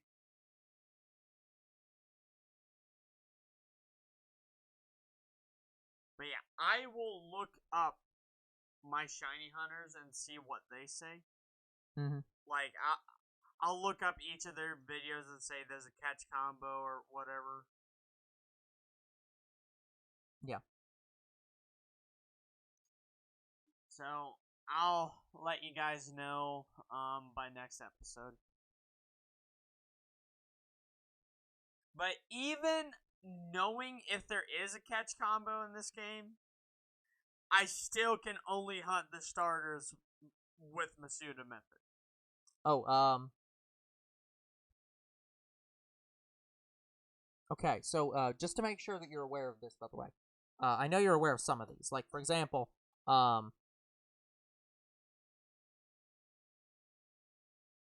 What, Dynamax? Raids? Yeah, no. Well, I was gonna say, Zacian, Zamazenta, Eternatus, Galarin, Legendary Birds, Keldeo, the Calyrex, and the two horses. Yeah, I know all those can't be. Are shiny locked, I know. So is Galarian Slowpoke from the station. Yeah, I know. That one's also... But the Pokemon itself isn't. That's what's No. weird. It's like you can still get that Pokemon shiny, you just can't get the one from the station shiny. It's like, what the fuck? And all in-game gift Pokemon. So any Pokemon you get from in-game gifts, those can't be shiny. Yeah, except fossils, obviously. I looked up that list when making my list. And apparently, Pokemon that are too strong can't be shiny. What? You know how if you encounter a Pokemon in the wild area that's like too high a level for you, it says this Pokemon is too strong? Like when you're playing through the game normally, and you encounter like late game in Pokemon. Okay. Those can never be shiny. Like until they are no longer too strong. They're incapable of being shiny for some fucking reason. So you basically go with a team of level 100s and you'll be fine. Yeah, but yeah, it's like, for whatever reason, like when you're too low of level, it's just like, those can't be. Which is weird. Okay. Yeah, it's gonna be hard shiny hunting some Pokemon because some Pokemon in the wild area only appear under certain weather. Mm-hmm. Like Milotic. Milotic can only be found in misted weather. Yeah. Come on. I was about to say, I knew I had at least one egg left. I wish I had, like, a party screen on the left side of my camera saying, you have eggs or something. Like, show me my party on this screen right here. That way I don't have to keep opening and closing my party, checking my eggs, seeing if all of them are hatched.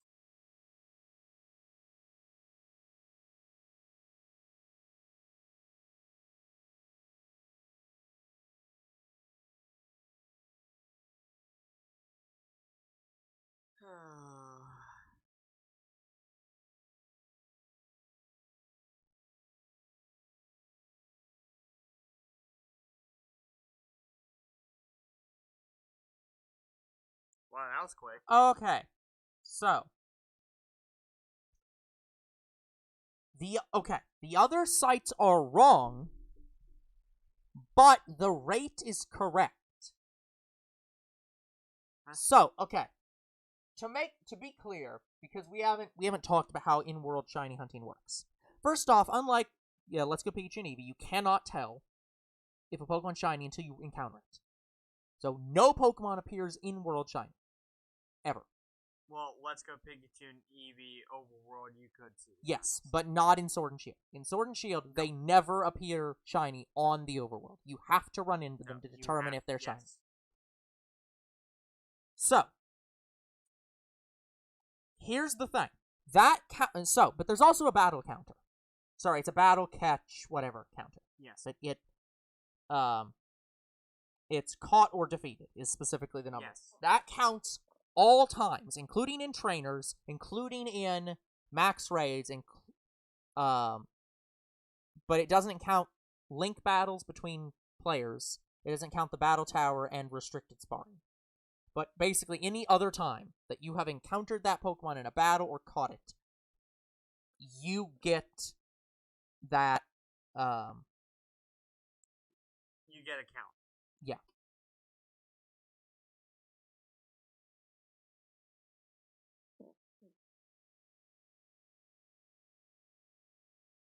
Okay. Okay, here we go. I figured out what the fuck they're talking about.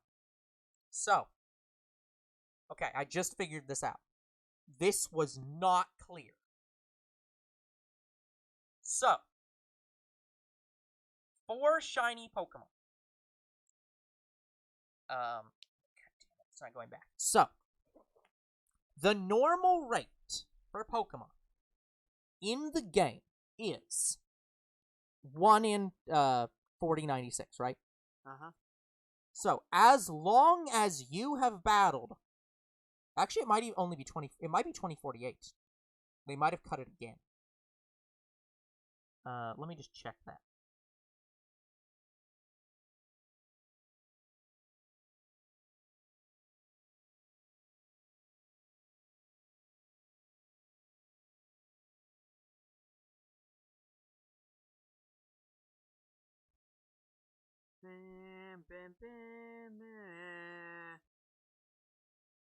I just want my second shiny Grookey, please.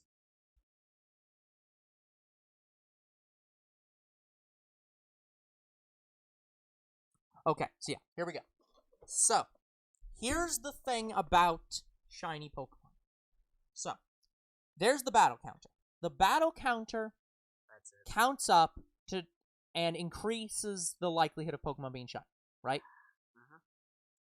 It does not do that for every Pokemon. Wait, hold up. So, yeah, I know. Yeah, so if you do the battle, we talk about Wooloo. We battle 500 Wooloo in World. That increases the shiny odds for the brilliant Pokemon. Brilliant Pokemon is the term for those fucking colored Pokemon, the red and blue ones that you keep hating on because you think they're shiny. Those are officially called brilliant Pokemon. Okay. It only boosts the odd for those. You have to encounter those Pokemon to get the boosted odds. It doesn't apply to normal, like, Wooloo. Only brilliant Wooloo. And same for every Pokemon in the game. The other fucking thing they're talking about the catch combo, does exist in Sword and Shield. But it's not a catch combo. It's a fishing combo. So if you go to fish for Pokemon, and you defeat 25 fished Pokemon, doesn't have to be the same one, just any fished Pokemon. You defeat 25 fished Pokemon in a row, that gives you a boost to the number of brilliant Pokemon that spawn. Wait. Hold on.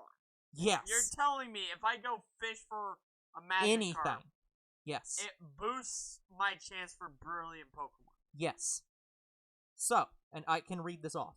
When fishing, brilliant Pokemon are more likely to occur the more consecutive Pokemon are successfully reeled in and defeated, regardless of species.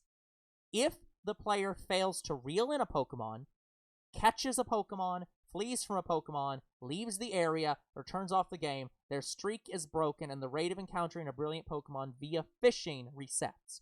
So, in order to boost brilliant odds, you have to be able to fish on the route, and you have to fish for and successfully battle 25 Pokemon in a row. And that boosts the rate of brilliant Pokemon spawning by 25%. So it's a very significant increase. But does that help my That shiny sounds odds? random as hell. It is! Yeah, does that help my shiny odds? It doesn't help the shiny odds, it only helps spawn more Pokemon that can be shiny. Because again, the battle odds only affects brilliant Pokemon. So any Pokemon that does not have those weird particle effects do not get a boosted odds by battling. at all. They are a static 2048, period. Or 4096, whatever the actual number is.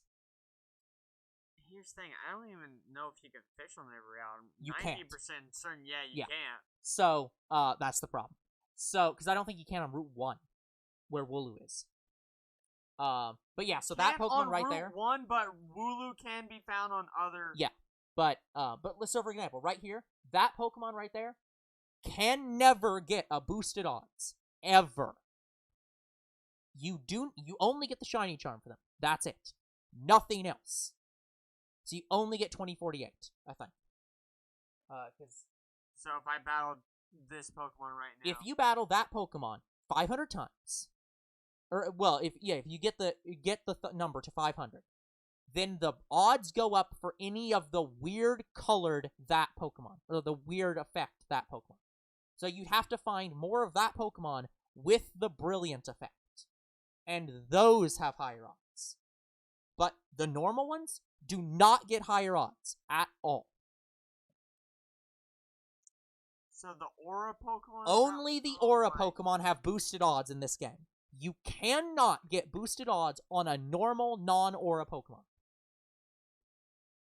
They will always be 2048. Oh, you're shitting no, me. That's why it's weird as fuck. It makes no sense. But yeah, that's why people kept saying about the catch combo, because there is a catch combo if you go fishing. It gives you a boost to the number of Aura Pokemon that appear. But it doesn't boost the rate. It just, of shinies. It just boosts the rate of that type of Pokemon spawning, so you can get more shinies. But yeah, this is random as fuck. Meanwhile, Pokemon Go, or Pokemon Let's Go is just like, yeah, just catch 31 of this Pokemon, and it boosts every single one of this Pokemon. Because that makes more sense. And others. Yeah, of all Pokemon. It boosts all Pokemon rates. Oh, yeah, and by the way, the fishing combo, yeah, if you flee from any Pokemon, while fishing, sorry, I should say, when fishing, if you flee from a Pokemon, or you leave the area, or turn off the game. So your fishing combo resets every single time you turn off the game. Well, I mean, it's a fishing combo. All Yeah. I have to do, I have to fish up the Pokemon and defeat it in battle, correct? Yes. I But mean, again, that's not if terrible. but it is terrible, because you know how sometimes when you fish it says you didn't get a bite? That resets your combo too. You have to successfully get 25 Pokemon in a row to be caught and battled to get a boosted right. It's so stupid. Why is this the method? This is disgustingly stupid. I'd rather take my chances just encountering Pokemon. Yeah, but again, the encounters only work on the Aura Pokemon. And that sucks, because sometimes the Aura Pokemon that you're looking for doesn't appear. So, for example, you aren't necessarily guaranteed to find Aura Pokemon of, in this case, because we're doing Wooloo. Sometimes the Aura Pokemon for Wooloo just isn't on the route at that time. So you basically have to fight. You basically have to fight or run from the ones that you don't want anyways, which is what sucks. This is so stupid. I'm sure you can still find the un-Aura Pokemon with the Shiny Charm. Yeah, but it's just the standard rate. It's just the normal 2048. Because the Shiny Charm cuts in half. So that's it.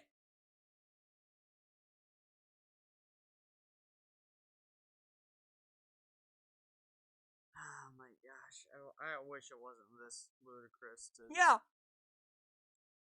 shiny hunt Pokemon, guys. I'm sorry. Stupid. It's fucking stupid. I Who thought of this? I don't understand why it doesn't affect all Pokemon when battling. Yeah. I don't care if it has an aura or not. Just, oh my god.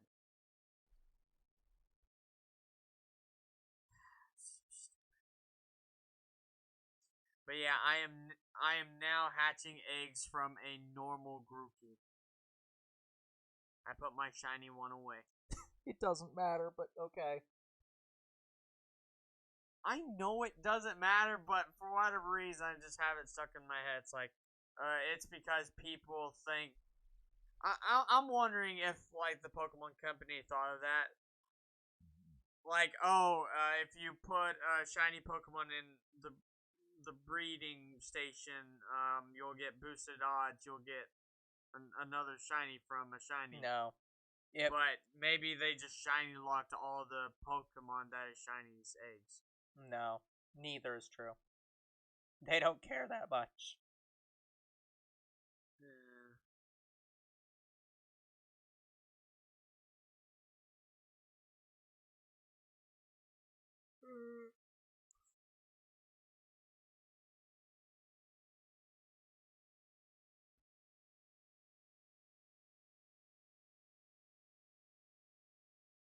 Yeah, what I'm also worried about is Masuda methoding like being a catch combo where I reset it every time I turn off my console. Mm-hmm. Like, I should have a counter or something. I might set one up next stream or something. Guys, I should have a counter and see how many eggs it takes for me to find a shiny. Good luck setting that up. I mean, we can easily set one up on the computer. I know that. Yeah, but we'd have to increment it every single time manually. Yes, it's always a manual thing. Which sucks. So I can maybe set one up on my phone. I'll look into it. Oh. Yeah, you know, I feel very disgusted now. I'm not looking at the stream anymore. Honestly, I feel pissed because it's like finding out what the fuck that. What? That should affect all Pokemon, not just brilliant Pokemon. Yeah. What? Yeah. So the battle counter does affect only brilliant Pokemon. Yes. That is stupid. Well, here's the thing. Yes, it only affects brilliant Pokemon, but it's weird because it only affects brilliant Pokemon, but because the way shinies are done in this game is weird. Yeah, because we have two different kinds of shinies now. Yes, but that's not what's weird. What's weird about it is, so, the way brilliant Pokemon do shinies, so, the way most Pokemon games do shinies is a Pokemon. Let me before I talk about this. I set this up to be. That is what you did.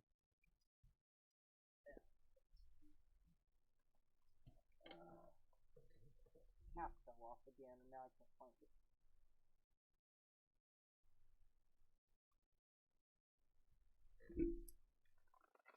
Anyways, let me talk about this beforehand. So, the way shiny Pokemon work in almost every other game is that think about like a 20-sided dice, right? Mm-hmm. Say that a shiny Pokemon means you have to roll a 20. Okay, so you just roll a 20-sided dice. You get a 20. It's shiny Pokemon. The way most Pokemon games do it is they just say, like, when you get the shiny charm, it just says, okay, we're gonna make, 10 through 20 all give you a shiny. Or 11 through 20, basically. It just adds, it boosts it by just saying, these numbers also give you a shiny. In this game, that's not how they do it. In this game, it rolls full odds every single time. Every Pokemon in the game never has more than a 1 in 20 more than a 48 to get a shiny odds. At least in World Pokemon. The eggs still have 512. They still use the old method where it just basically makes more numbers say it's shiny. But the brilliant Pokemon don't do that. The brilliant Pokemon roll a 1 in 2048. And if it's not shiny, they just roll again. And so for full odds, it just rolls the check 6 times. And if one of them is shiny, the Pokemon shiny. But it never boosts the number. You're still rolling, in this case, a 2096-sided dice. And you have 1 chance. It just rolls the dice more times instead of boosting the odds. Guys, I want my SOS method back. Yeah, it's... I want the fucking Pokemon Go... the Let's Go method back. Remember when we were complaining about that, saying how, like, they could have done it better, and that this game did it, like, sort of better? No, it didn't. Pokemon Let's Go did it better. Let's have that method back. Just chain 31 Pokemon, and we get a 250, or, what would be, 256? A 1 in 256. Please. But yeah, it was kind of boring, though. Yeah, but you're complaining about how much this is boring. And the battling the Pokemon is going to be worse, because it won't be boring, because you basically have to keep on the alert for the right kind of Pokemon to show up exactly, to and fucking I like fight that.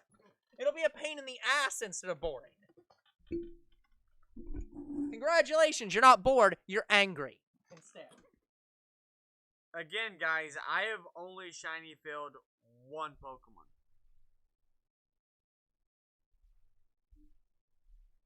I'd rather be bored than angry.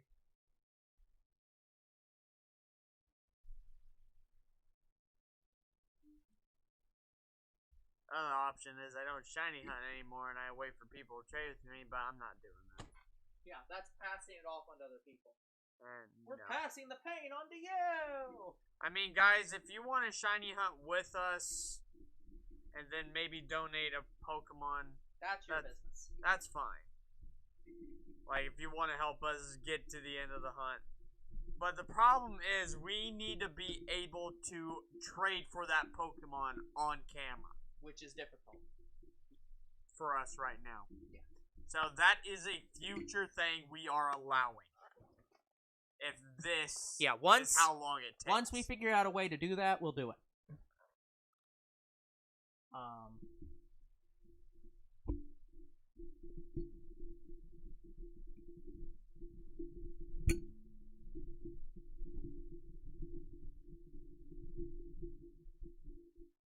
Yeah, I have to fish for 25 Pokemon. Yeah. That's terrible. Yeah. You have to successfully defeat 25 successfully fished Pokemon in a row. Is a better way. Yeah. Actually, that's not probably even the best way to say it, but yeah. It's arbitrary as hell. Who thought this was a good method? Actually, that's the way I just did this. But yeah, I would take SOS method and Let's Go back. Seriously. Hopefully we get another Let's Go game. I would love a Let's Go Togepi and Let's Go Meryl. Would love it. Let's do it. But let's do it, Pokemon Company and Game Freak. Do it. I dare you. Yeah, I want to just do the Poke-Radar method already. For Diamond seriously. Pearl. Because I had better luck in that when I played on Platinum. Well, especially if what they said is true in the game, the grass doesn't stop if you get the wrong Pokemon, or whatever. Like the grass thing is changed entirely. Then yeah, that's really good. Yeah, seriously.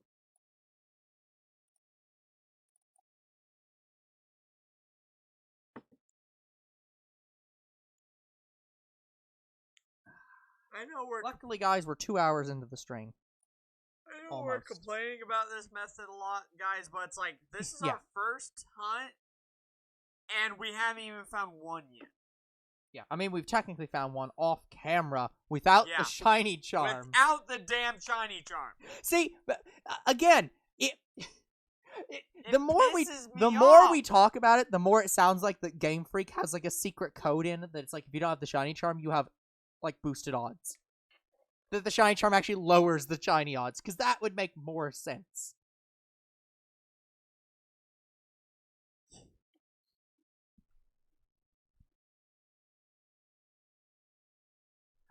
Oh, by the way, sir, this is a note for.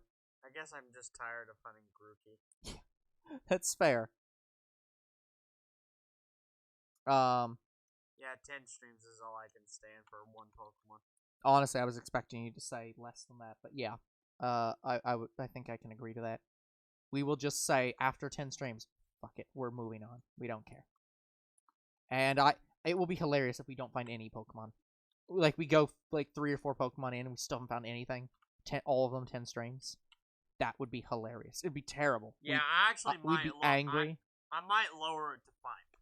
Yeah. Well, I mean, we're already at 6 for this one, but yeah, I agree with... I will go to 10 with Grookey and then just not come back to Grookey for a long time. Yeah. Okay, so what was your note? Anyways. So, what I was going to say was, as a note for, as a note for, Minecraft, I'm going to need a lot, and I mean a lot, of iron. Did you not go fish out that iron from that one cave? I went and where you said and looked, and I couldn't find anything, so I'm not exactly certain what the fuck you were talking about, honestly. Yes, I'm going to have to guide you there. Yeah, so... I have no idea. But yeah, so, by a lot, I mean a lot. I'm meaning, like, many stacks. Just dig straight down. Look, I have a cave right now that I'm mining in, where I'm doing the diamond method. Yeah. Where I'm just, like, mining at an iron level in a straight line. And I think I've found, like, 10. There is, there was, 3 caverns that we found in Minecraft, and you haven't went there yet? I went in every single one except the very bottom. Like, everywhere you guys have had caves, I've went in, except for, like, the very bottom one. There's also one that I haven't gone in that's, there's a really big one that's at the same level as my mining cave that I'm using right now. Yeah. That one I've not been in. Okay. Yeah, older bro's doing some off-camera stuff with Minecraft. Yeah. I'm doing that right now, in fact. I think I'm gonna have to get more glass because I have to break. Even I know what he's doing. No. No, you don't. And that's good. Yeah, I'm gonna have to get more glass because I have now destroyed all the glass. Have you been back to the Nether recently? I've not yet. Again, I'm surprised you haven't got like a shit ton of glowstone. Again, like glowstone isn't like a super need right now. It's like it's nice, but like the way I'm building the town right now, it's like I don't need glowstone. It's just oh, that'd be okay. Yeah, I just imagine our streets where the wood is replaced with glowstone. Yeah, we're not doing that strictly, where like all of the street is glowstone, but yeah, I'm definitely gonna do something with glowstone. So in the street, so at some point that will happen. Actually, I might have enough glass. Need to get another pickaxe. I need to make another pickaxe.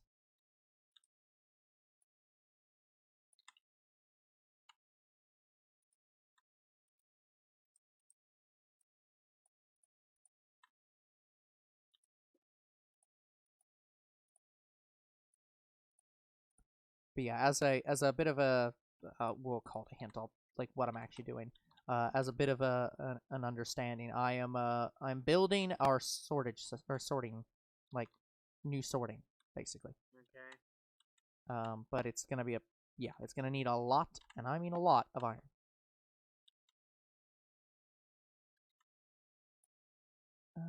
I don't need chests right now. Oh man.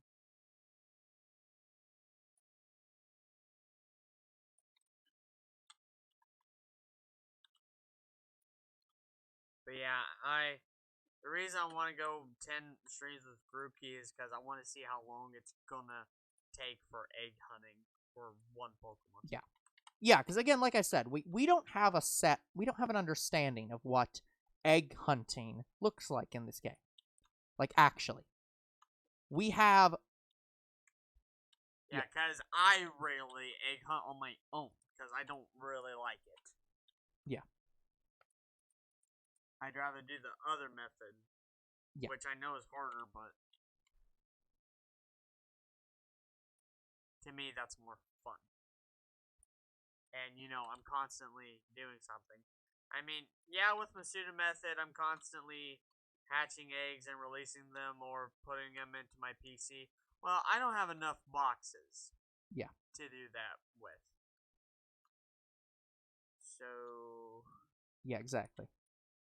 Like, for me to do that, for me to hatch every Grookey and then put him into my PC, I would have to put all of my shiny Pokemon into home.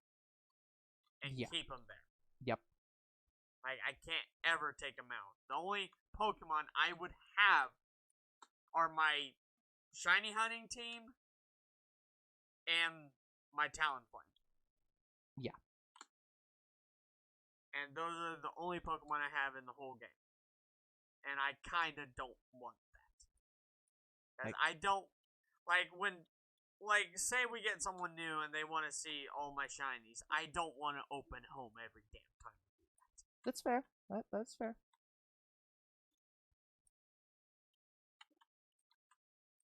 Also, there's some Pokemon I don't want to put in my home right now because I'm afraid they'll delete it. That's fair. That is fair. Guys, Void donated to me a few shiny locked Pokemon. Like the Galarian birds, for example. Yep. If I put those in the home, I'm afraid they're going to be deleted. Yeah. But, to be fair, even if they are deleted, I mean, they're free. We'll probably give them back to us. Yeah. I was gonna say, it's just like, it was free, so it's like, oh no, it was deleted. Worst thing ever.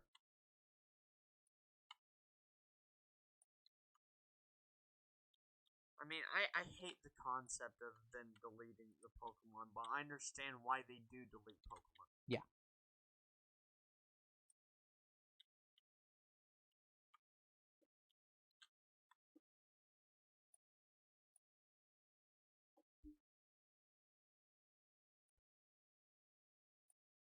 Yeah, this guy made a shiny locked Pokemon shiny. That's bad. Let's delete it. Yeah. Like, that's almost like my sister coming in and releasing all my Pokemon on my saved game file. Well, yeah, but the difference is that... They own the product. Yeah, that's the thing. It's when your sister goes in and deletes Pokemon on your save file, they're deleting something... She's deleting something that that isn't her property, that she didn't make. When the Pokemon company deletes something, it's because they made it. You are renting the Pokemon. So yeah, it's like... Yeah, it sucks that the Pokemon Company and Nintendo as a whole have a very strict policy on like copyright and on their Pokemon and stuff like that. It sucks. But that's the deal you get if you play Pokemon. I don't like it, but yeah, if you play Pokemon, you should not be making shiny Pokemon that should not be shiny. That's their policy. It's... If you do, then you are accepting that the ones that you make, they can delete whenever they want because you did not follow their rules. Yeah, They can actually ban you from their online services for that stuff, by the way. If they like detect that you're the one making them, they can just ban you. Yeah, I don't think Void is the one making him. He has explicitly said that he isn't. Yeah. So yeah, he just gets them off of people he knows. Yep. So I know I don't have any worry with Void being banned. But yeah, just I don't know. It's an iffy subject. Like getting copyright on a video like that, I can handle. Yeah. But when you're deleting a Pokemon, yeah. Think of it as the same thing. It's the Pokemon are their copyright, and you're messing with their copyright, and you're not legally allowed to. It's the same thing, in the most abstract possible I just find method. it hilarious because so some of my Pokemon got deleted, but I can't find any evidence of that being a thing online. Yeah, I've never heard of that either. Like, other than you saying it's happened, I've never heard of that. And that's kind of a consistent thing I've heard from everybody, that no one's ever heard of it. Yeah, again, I had a shiny Diancie, Deoxys, and Jirachi. Mm-hmm. And I transferred them up through bank along with a shitload other Pokemon, and they got deleted. Yeah.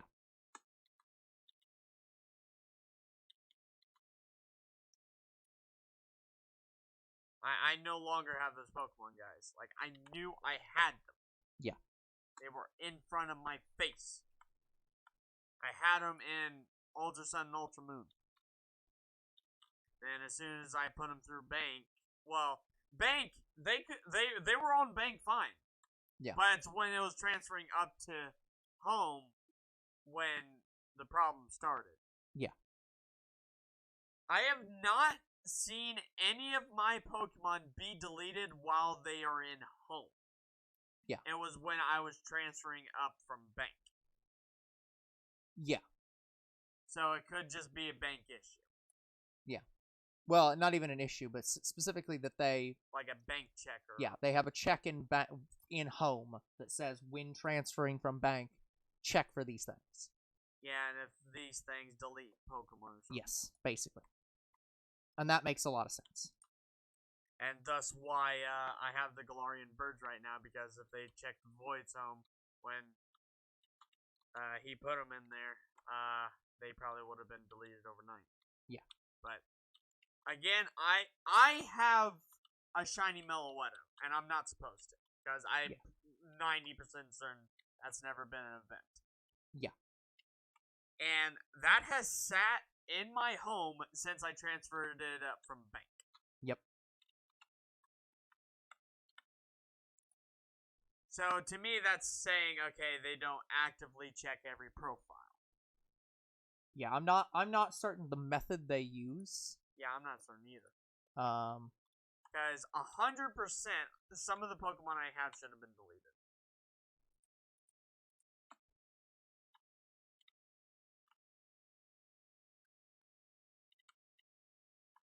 Yeah, I don't know. Maybe they do it based off of the Pokemon trader's name. Like, say I made a fake shiny Meloetta, then put it in my home, then maybe that would delete it. I don't know. Maybe.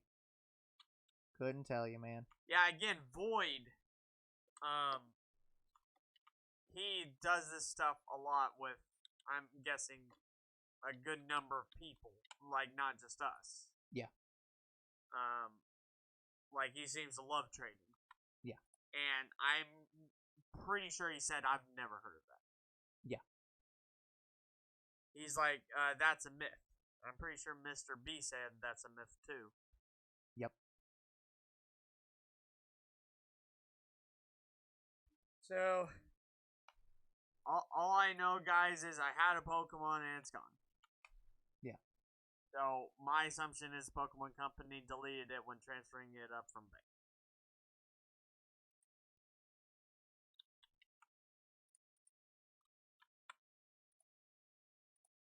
My evidence is my memory. My evidence is it's not there anymore, and my memory. Which, by the way, is not usually evidence.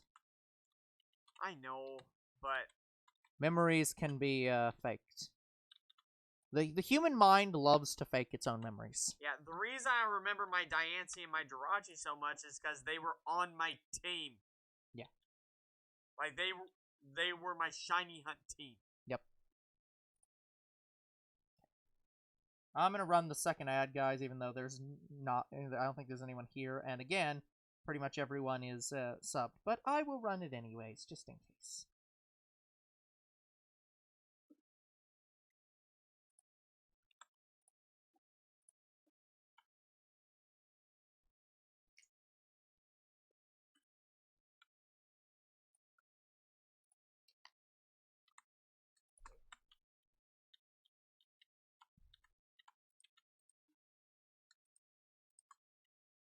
Yeah, older bro, I think you're gonna have to pick up the controller. I gotta go to the bathroom. Okay. I think you have 4 eggs. Let me check. 2 eggs left.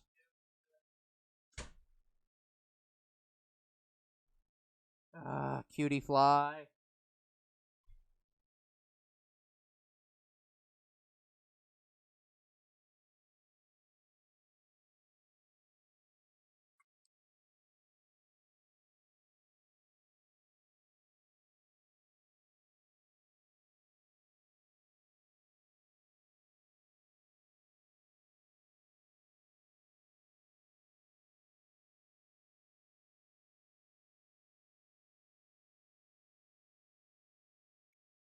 Here's one.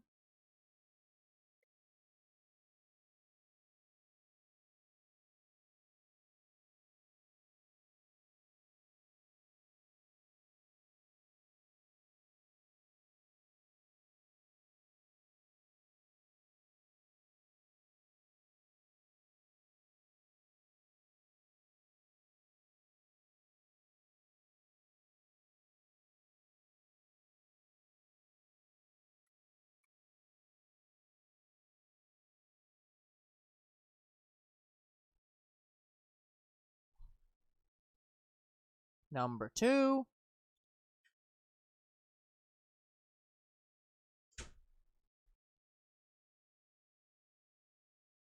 There you go.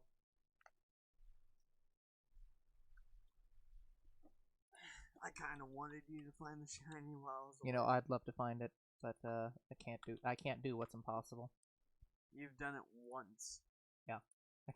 I have only done it a single time. Never again.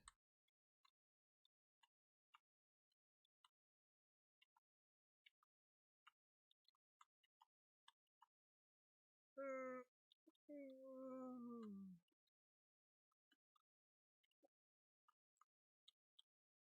man.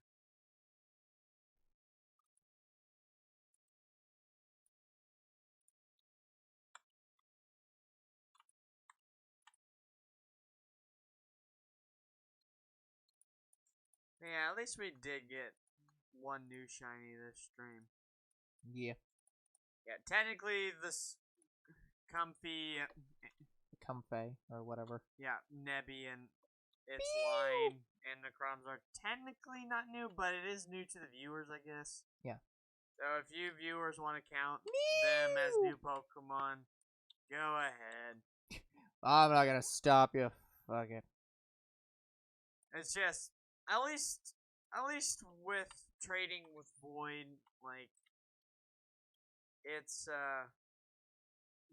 giving some uniqueness to each video. But eventually we'll run out of stuff for trading. Yeah. Like again, he has my entire list. Yep. So I'm betting he's working on the list right now. Probably. Because what it seems is, right now, Void's working on, getting me, the Isle of Armor legendaries through the Tundra legendaries. So I'm predicting he's trying to get me Comfey, both Urshifu forms, Calyrex, and the Ghost Horse and the Ice Horse. Yeah. Which are definitely all shiny locked. Yes. Again, I hate shiny lock as a concept too. Like, no Pokemon should be shiny locked. I understand you want to do it for an event. Well, I think another policy they did is one of the things that they did in this game is starters can't be shiny locked when you like start up the game. Like the starter you get from the professor is shiny locked. Thank God the other company that worked on Diamond and Pearl didn't do that. Yeah, but I get why though. They want it to be a unique concept to like breeding and in wild Pokemon, and the starters they're basically saying is pre-generated. Like the starter is just a set thing. So I get why that's why that happens. I'm gonna raise this whole thing up actually. I think with all my bad luck that they shiny hunted the starters with like a new update and I never knew.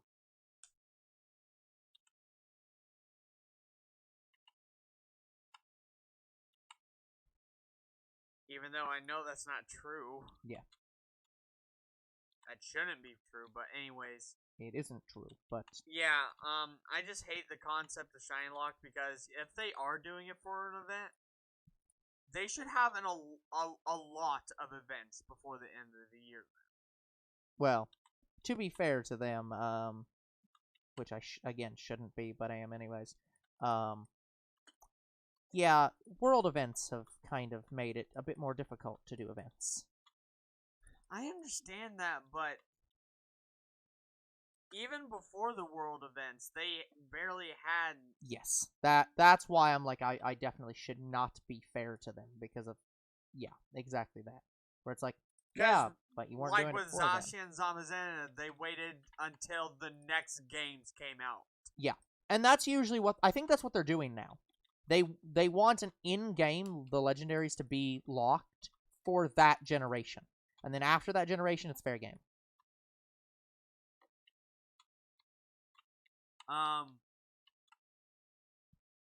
For Diamond and Pearl, I know you can hunt them.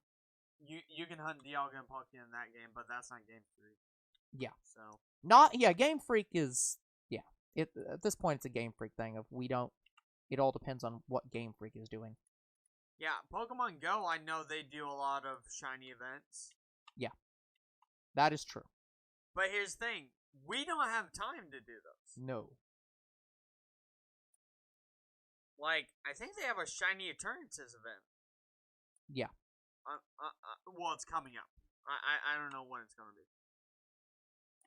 I'm not 100% certain, guys. I've heard rumors, and I thought Void sent me a pic of Shiny Eternatus and Go, but he assured me it wasn't, so I don't know. So I got no idea on this one. So it's all just rumor.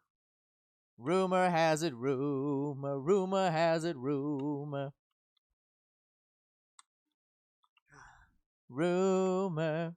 Yeah, what's going to be interesting with Arceus is, like, from what it seems with Arceus is you're a field biologist for Pokemon. Basically. It's Pokemon, not exactly Snap. What I'm wondering is, like, can you shiny hunt it? I'm gonna guess...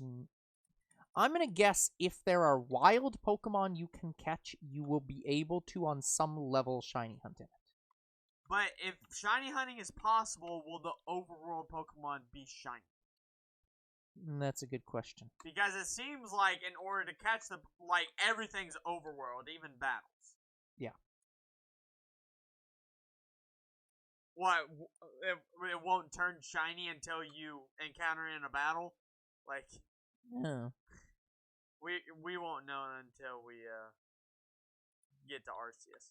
Yeah. And also, guys, I don't know if I said with Arceus, when we get to Arceus, I'm not playing it until we beat everything that's currently backlogged. So Assassin's Creed 3. Yeah, we are not doing another interruption because we have a lot of interruptions. Yeah. So Assassin's Creed 3, Jurassic World Evolution 2, and Vampire all need to be beaten. Yeah. I think. Well, and Pokemon, obviously. Well, that's your interruption. Yeah, but. So I don't count Pokemon. That's fair. It's just you're locking yourself to no more interruptions for you. Yeah, right now. Yeah, that's fair. Now, if we are on one of those games and Arceus appears, like it's out, I might go every other stream with that game. Yeah. So it still gets interrupted, but we're playing both at the same time, and I'll probably beat the one I was already working on quicker than Arceus. Then we'll just finish off with Arceus, and then all of a sudden, all my backlog is gone. Yeah.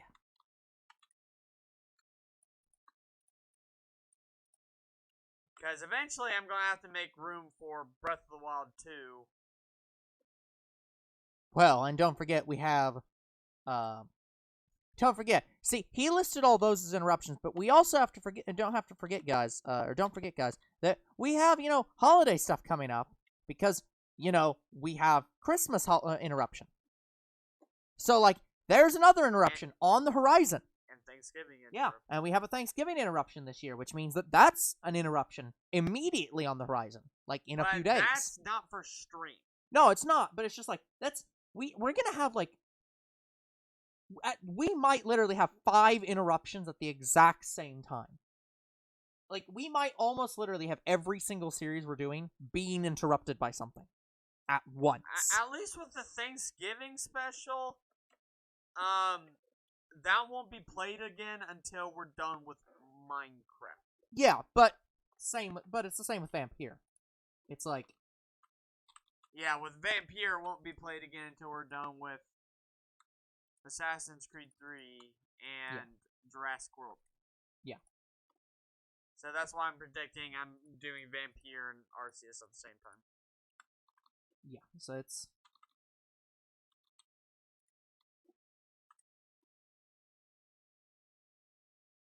Yeah, it's gonna be a mess. Oh, and more...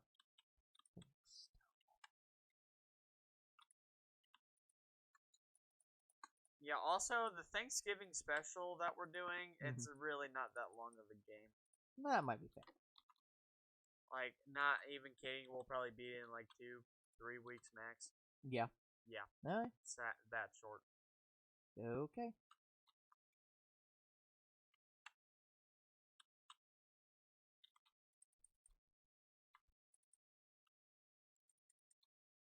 Because I'm certain that at worst it was like a 10-hour game. Yeah. But that's for completion this, and we're not going for completion. That's fair.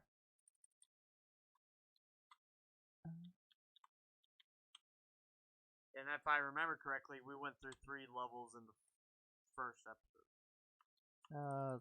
Yeah, I don't know. I don't exactly know how far you got. But, yeah, it's not gonna be that long. Yeah, I'm trying to think when's our next stream interruption for holiday. Actually, I think we're done with all the stream interruptions. At least for right now. Well, besides Vampire. Yeah. Because our Thanksgiving special is recording, so is our Christmas special, because our Christmas special is going to be a one-off. Yeah. And so is our Valentine's Day special. Yeah. Yeah. I changed what our Valentine's Day special is, so... This year? Yeah. Well, next year. But yes. Well, yeah, 2022. The upcoming. Yeah. I was gonna say, if it was fucking Minecraft A True Love 2, I'd just stab you to death. No, I wasn't gonna do that. Yeah. Because again, now, there's 3 of those. Now we might play. Like I am interested to see If him he's a better improving. writer. Yeah. You should not be interested in that. It's an effort in frivolity. Or that's like not the right we word, might but play in those futility. around Valentine's Day, but it won't be the Valentine's Day special. At least not this year. We could do it as an interruption a different year, but that is not the interruption. For Minecraft and True Love, I think it's one of those games that's like it's worth doing it once and never again for Valentine's Day special. I mean, see, that's correct. I would argue that's still correct. Period. It's worth doing once and never again. Any of the games ever. Just never. I like how you can't see eggs in camp.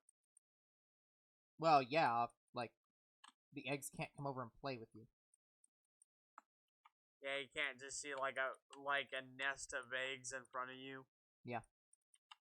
Oh, I want at least a reference to dinosaurs in Jurassic Park.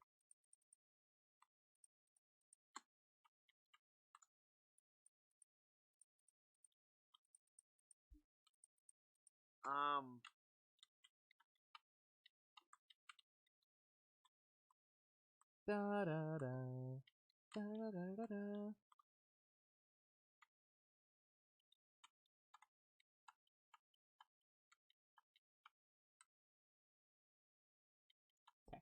But yeah, so our Valentine's Day special, I'm pretty sure it's like a 15-hour game or just barely at 16. Mm-hmm. Like, the only reason it's at like 15 to 16 now is because they added DLC to it. I think they're done. Yeah. Yeah.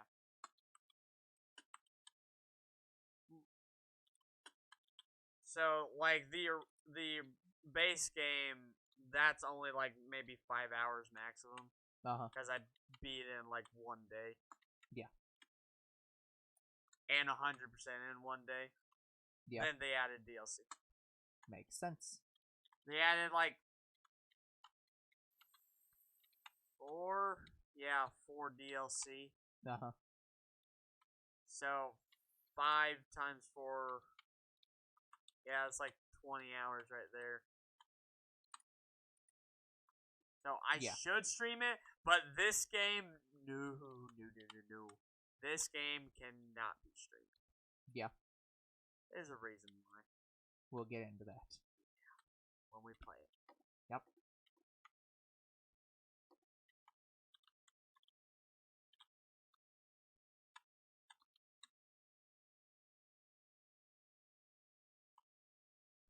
Yeah, the Valentine's Day special this year was going to be Sunrider Academy, but yep, it's not that. Nope. Maybe next year. We'll see. Yeah, because Sunrider Academy I want to check out because from what I've seen, there is options in the game and they might matter. Okay. I don't have confirmation on it. Yeah. Gotcha. And I haven't seen any playthroughs for it yet. Gotcha. Because I want to find out for myself. Yep. Gotcha. And you'll get a disappointed younger bro on camera. Fair. That's valid. I'm sure you want to hear younger bro be disappointed. Oh, absolutely. We absolutely want that. What else would we be doing but listening to that? Why else would we want anything else? By the way, we only have 30 minutes left. Okay.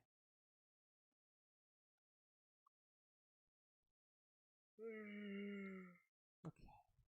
Need to go. Yeah, and I stupidly brought down my phone when I should have been charging it. It's at 30-something%. Oh, that's bad. It was at 80 when I first got down here. That's even worse.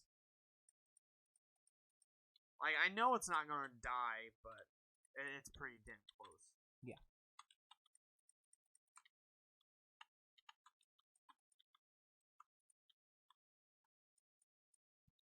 But yeah, guys, when we hunt the Pokemon in the overworld, I don't know if I'll worry too much about the fishing Pokemon. Because it's a pain in the ass.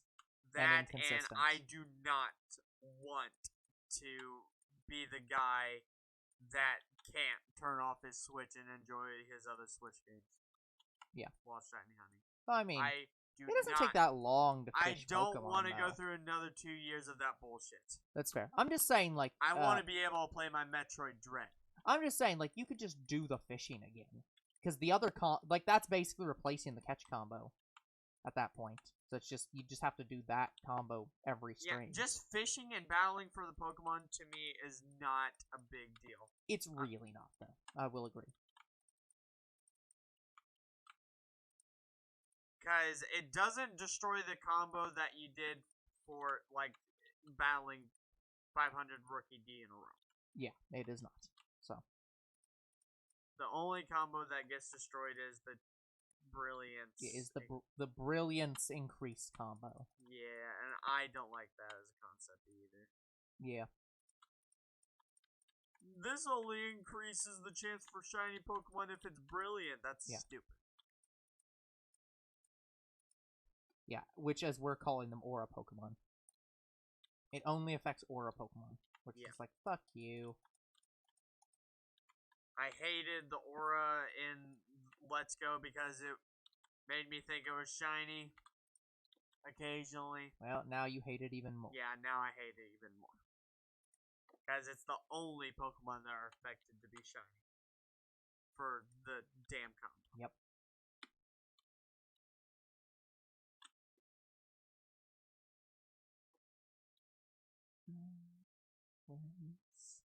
Where's light level? I'm so tired I can't even find. There's light.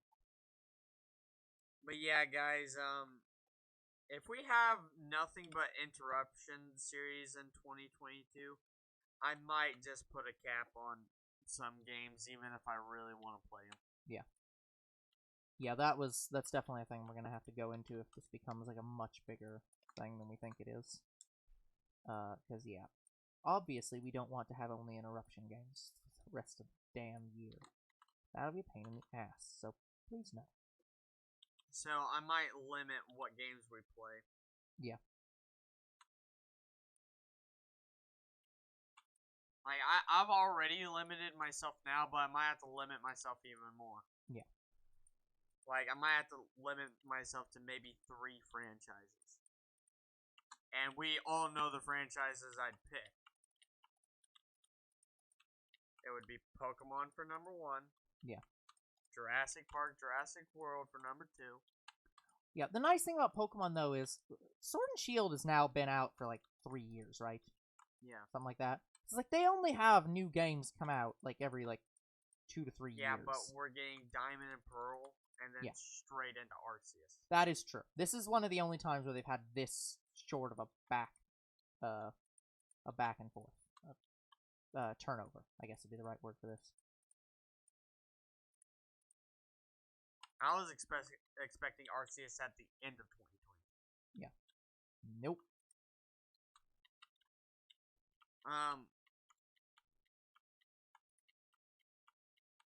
So yeah, we'll barely get time to shiny hunt Diamond and Pearl. In fact, we won't be able to until we're in Arceus.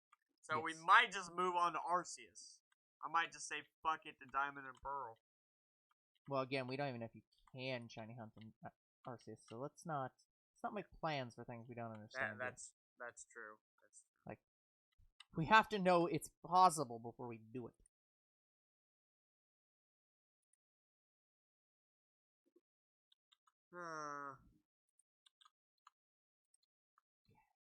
Yeah, and the third would be Hot City Miku, but I don't know when the next game's going to be.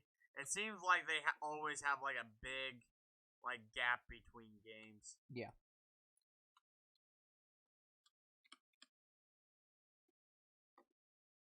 And I like how they call the game Mega Mix. Yes. But they don't have every song.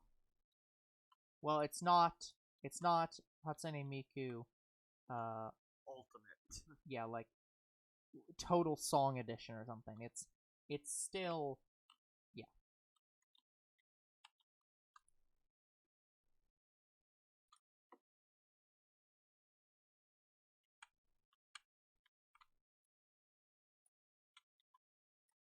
Yeah, like, I mean, there are songs that are not featured in the games, but I'm just saying, like, I want a Hatsune Miku game that features every song that was in past games. Yeah, well, the problem is, there's probably legal reasons they can't even do that. I don't know what they'd be, but I imagine there could be licensing things that would prevent that anyways. So it might just be impossible. Damn.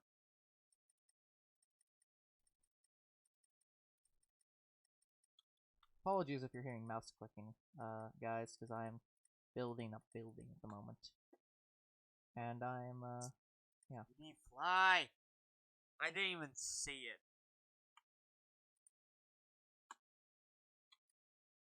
There you go, guys. We saw a shiny. It's a town flame. Fuck off. Fuck right off. Better see my town flame in a battle than egg.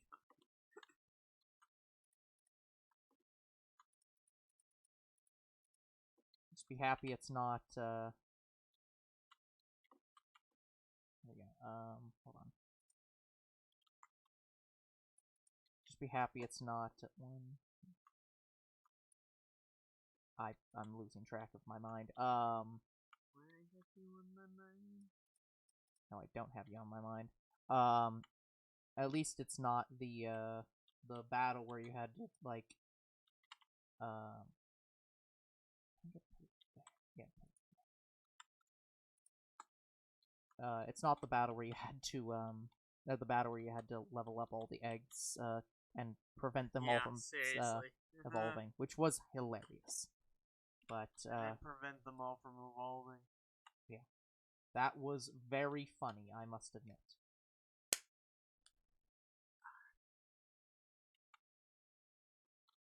I like when I'm pretty sure it was Mr. B who said, "I'm waiting for that to happen." It's like that did happen. Well, I think he was also there when it happened, so it's like I think he knew. I don't think so. I don't think he was there. I think it was Lumperoni that was there. Maybe.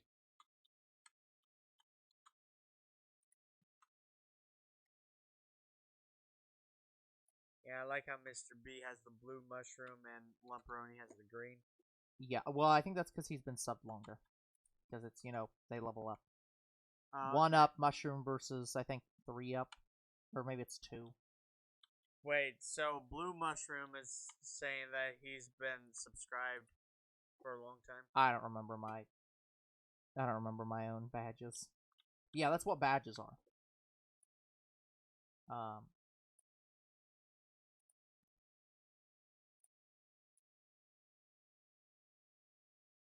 So every time they donate, they'll eventually get 1-ups? Basically, that's the whole point. Okay. And we love you even more, Mr. B.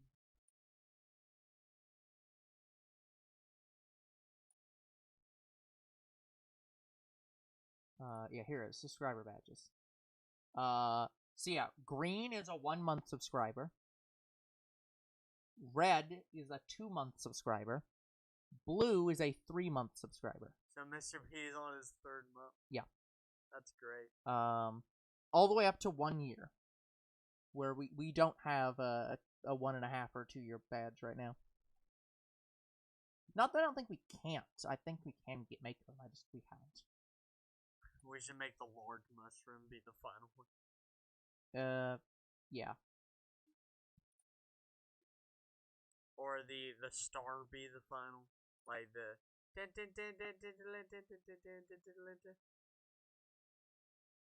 Like the rainbow star. Yeah. I don't know. Because that is the best item in the game, correct? Because that gives you invincibility to everything. Basically. And that was in Paper Mario. Yeah, okay, that was on this. I'm pretty sure they're hard to come by, but that they are in the game. Yeah.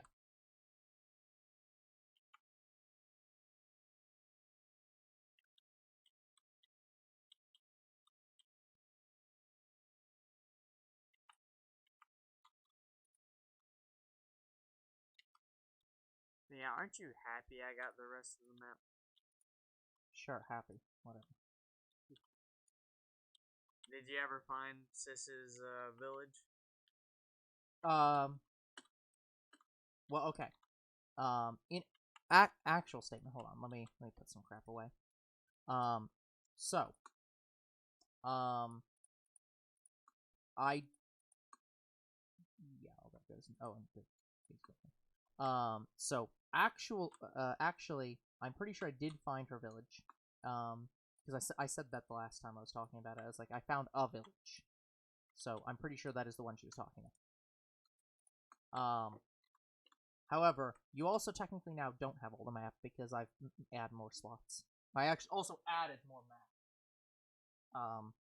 But yeah, there's 4 blank maps. Okay. So, but yeah, the village I think is in this tile. This one I just want to add because I want this to be the bottom. Either here or here.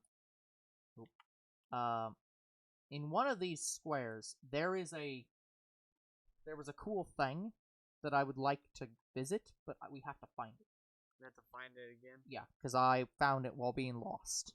Oh, did you find a mansion or something? No. I did find a swamp. Oh. There's swamps down here. The brown dot down here is a witch's hut. Oh. You found a witch hut? Yeah.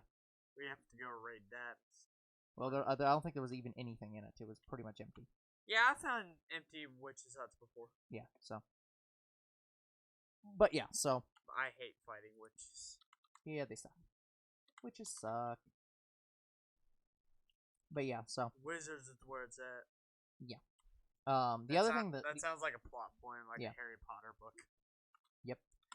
The other thing that really sucks is that the village does not have a blacksmith in it, and there is literally no iron. No, a lot of I've noticed this. Like every time I boot up a game and I go find a village, I see less and less blacksmith shops. Yeah. So I think they're a rare building to find. They didn't used to be.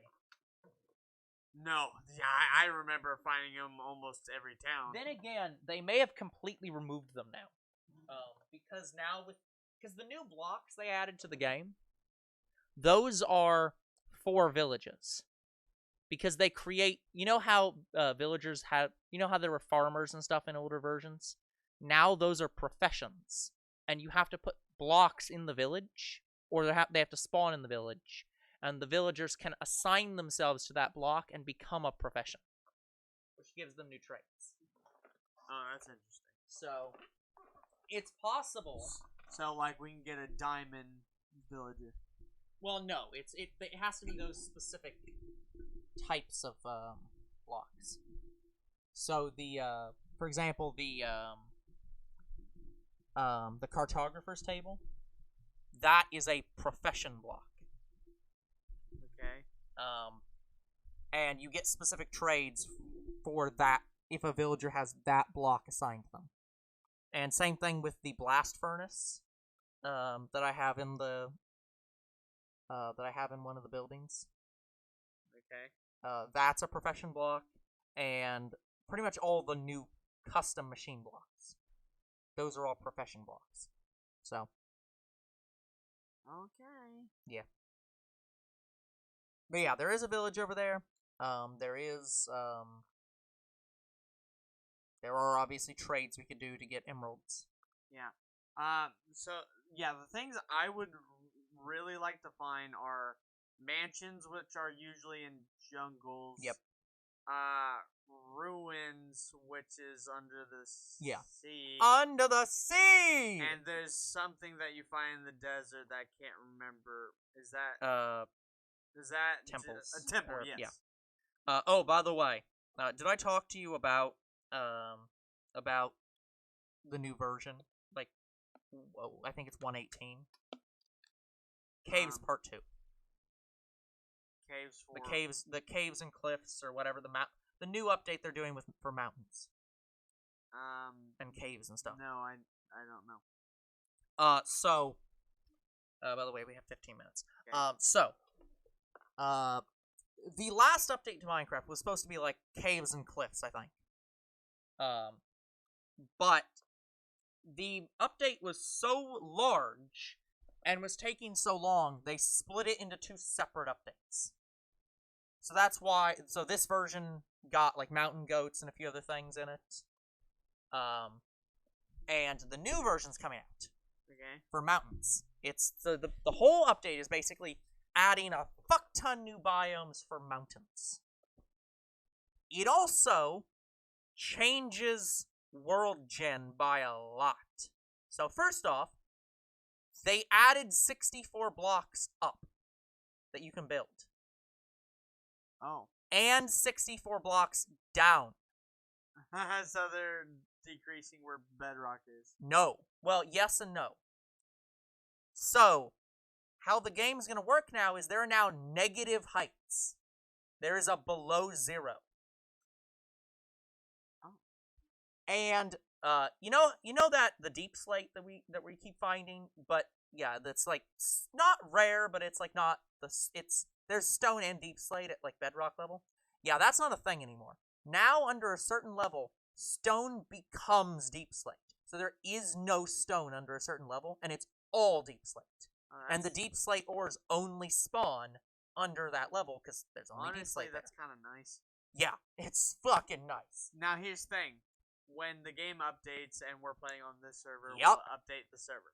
That's the question I assume that they'll do something about.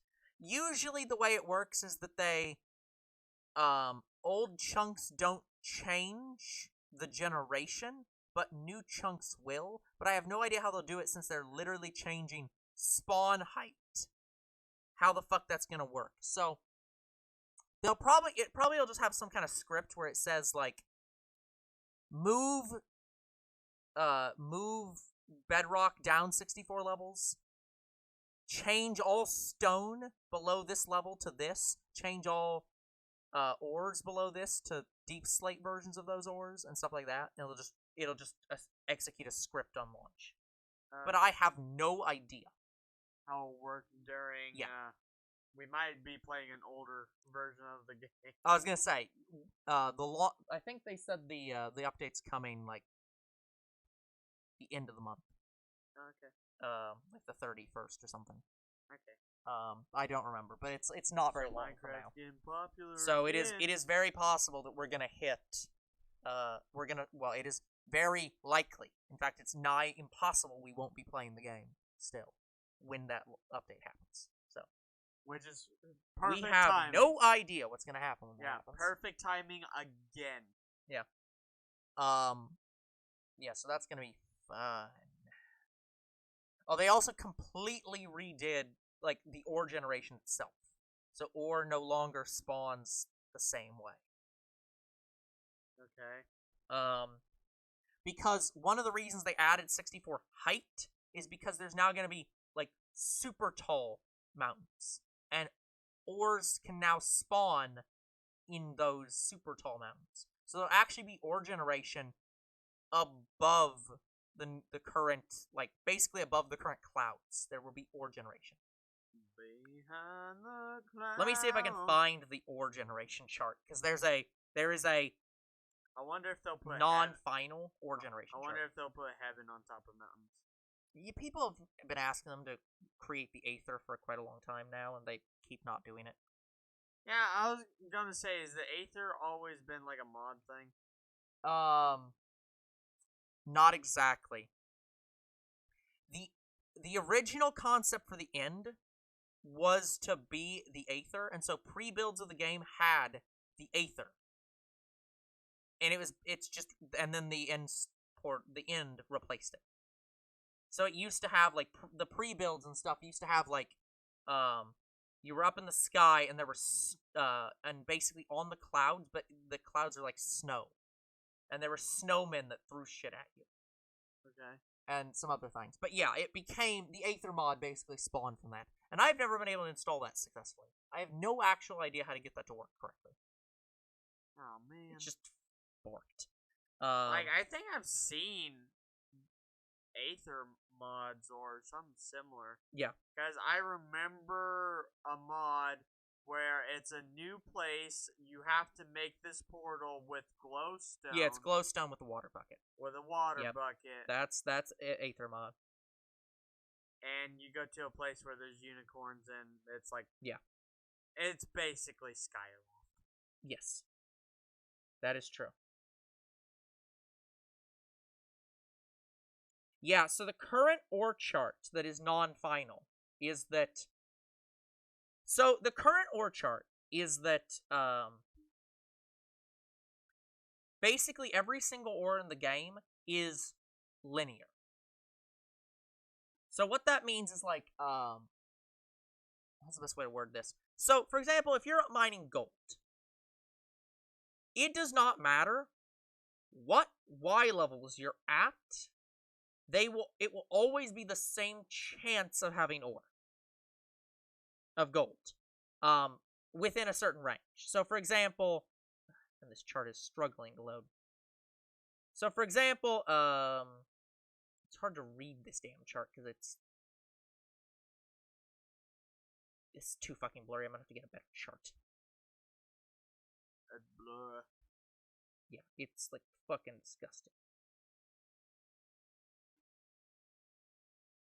Yo, Void, welcome back. Welcome back, Void.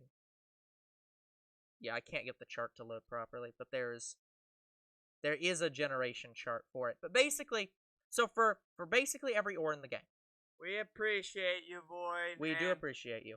So for every single ore in the game, there's a region it'll spawn in.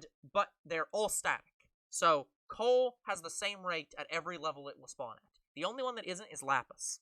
Lapis has exactly one level that it is the most common at, because it forms a triangle. Okay. Every other one is just a bar, where it's like same rate every level. In this new one, every ore is a triangle. So, for example, you know the Emerald Hills biomes? Yeah. The Emerald Hills biomes are actually going to be in the sky now. So, at world height is the highest possible chance of getting emeralds. And it goes down. No. Yeah, this is the ore chart for the new thing. Green is emerald. It's like, what the fuck is this? Where's diamond? Diamond is, I think it's light blue in this chart. Diamond, they are moving. We're talking about Minecraft. We're preparing ourselves for the change. Yeah. Make that change. I'm stopping with the block in the ground. Minecraft is, not Minecraft. Diamond is there. So now the best chance to get diamond is at Y level -64, basically. World bottom. So now it's even further down. Yeah. It's now at the literal bottom level. Again, this is not final. I might as well mine around bedrock. Yeah, again, this is not final. They are changing it. They could change it. Okay. But, yeah. But this also does increase a lot of the rates of different ores. So, for example, it means that you're less likely to get overlap. So, for example, there's now, there are now layers where, because in the old game, if you go down to a low layer, you find everything, basically. Okay. Now, Emerald does not spawn on the same layer as Redstone, ever. You can never find Emerald and Redstone in the same layer. They just don't exist together. I've actually done that. I have, like, destroyed a Redstone cluster, and in the center was an Emerald. Yeah. They also moved... That's happened to me once. They also moved, Redstone up? I can't tell. You think it would go lower? It does. They it moved... spawns around lava. Sorry. Redstone, they moved down. Yeah, So Redstone is actually still a bar until you get to a certain layer, and then it becomes a triangle. So, Redstone is also highest at spawn bottom. Gold is highest at below 0. I think Lapis is highest at 0. They get rid of our resources that we've mined and replace it with other blocks. Oh, there's also super veins now. Super what? There's now, like, large tendril veins that go throughout, like, the entire world almost. If this one egg hatches before the lady gives me the next egg, I'm gonna be a little angry. Yeah. But yeah, so the ore, there's now, the potential, for, like, basically, tendril-like clusters of an ore. Oh my god, she just got a new egg, and I have one egg. Yeah. In my party. I am pissed. Anyways, so yeah, so there's tendril-like, there can be tendril-like spawns of ores that can have over 200 ore in one single vein. What? Okay, you know how basically when you mine iron, you can have, like, sections where, there's, like, 10 ore or something? Okay. Now imagine that, but it goes in, like, a long, drawn-out, like, vein that goes, like, for several hundred blocks Wait, are you in saying a direction. they are increasing clusters? Yes, they're making, like, super ultra clusters that can go on for, like, a mile, that have over 200 blocks in them. Imagine diamond like that. Yeah, that was the whole thing I was trying to say, and it was just, you were not understanding it. I probably could have understood it if I heard half the things you said. The Minecraft Wiki is no longer considered as official by Microsoft. The Minecraft Wiki used to be official? Wait, hold up, what? What? When was it official? Yeah, like, we worked what? straight with Mojang until they got bought. Yeah, like, what? Now they don't consider us a real corporation. NFM means what? NFM.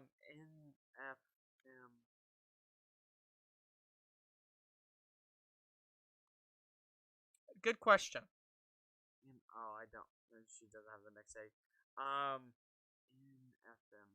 I'm not good with abbreviations.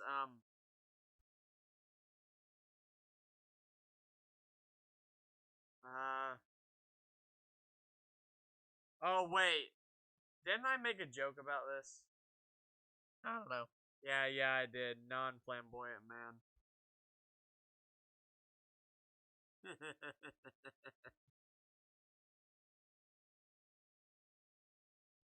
But I forget what it actually means.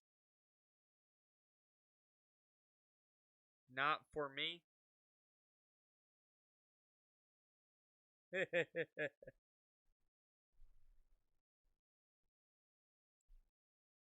Oh, now it actually means that.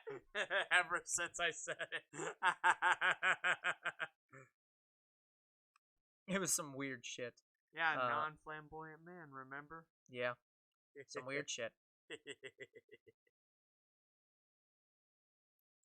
No one here is flamboyant! There are 6 in total. Most of them are in your ass! If he said that, and the camera cuts to the kid he is raping them. No, it just cuts to Krillin. Oh god, why? They all dogpile on Krillin. Okay, anyways, we're at time, by the way. Oh, we are at time? Yeah. Okay, I'll hatch the We rest just of got it time, not yeah. like seconds ago. Okay, well, I'll hatch the rest of these eggs then.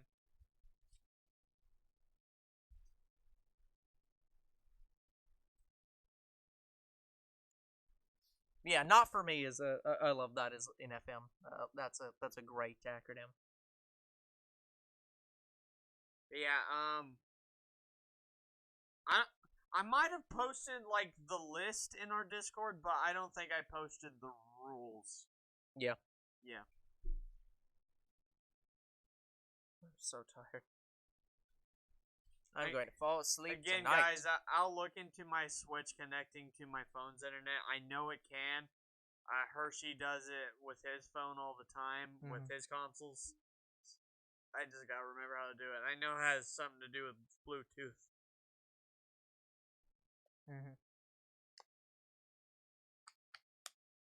So we'll figure something out, guys.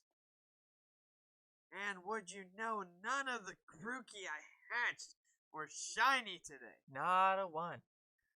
All right, Secretly, guys. they shiny lock starters entirely, even though people have Yeah, caught them on I video. said that earlier. Yeah. Even though we know that is not true. Uh-huh.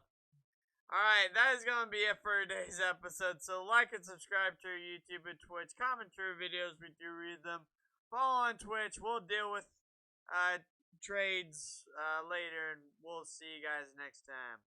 Goodbye. Good night, everyone.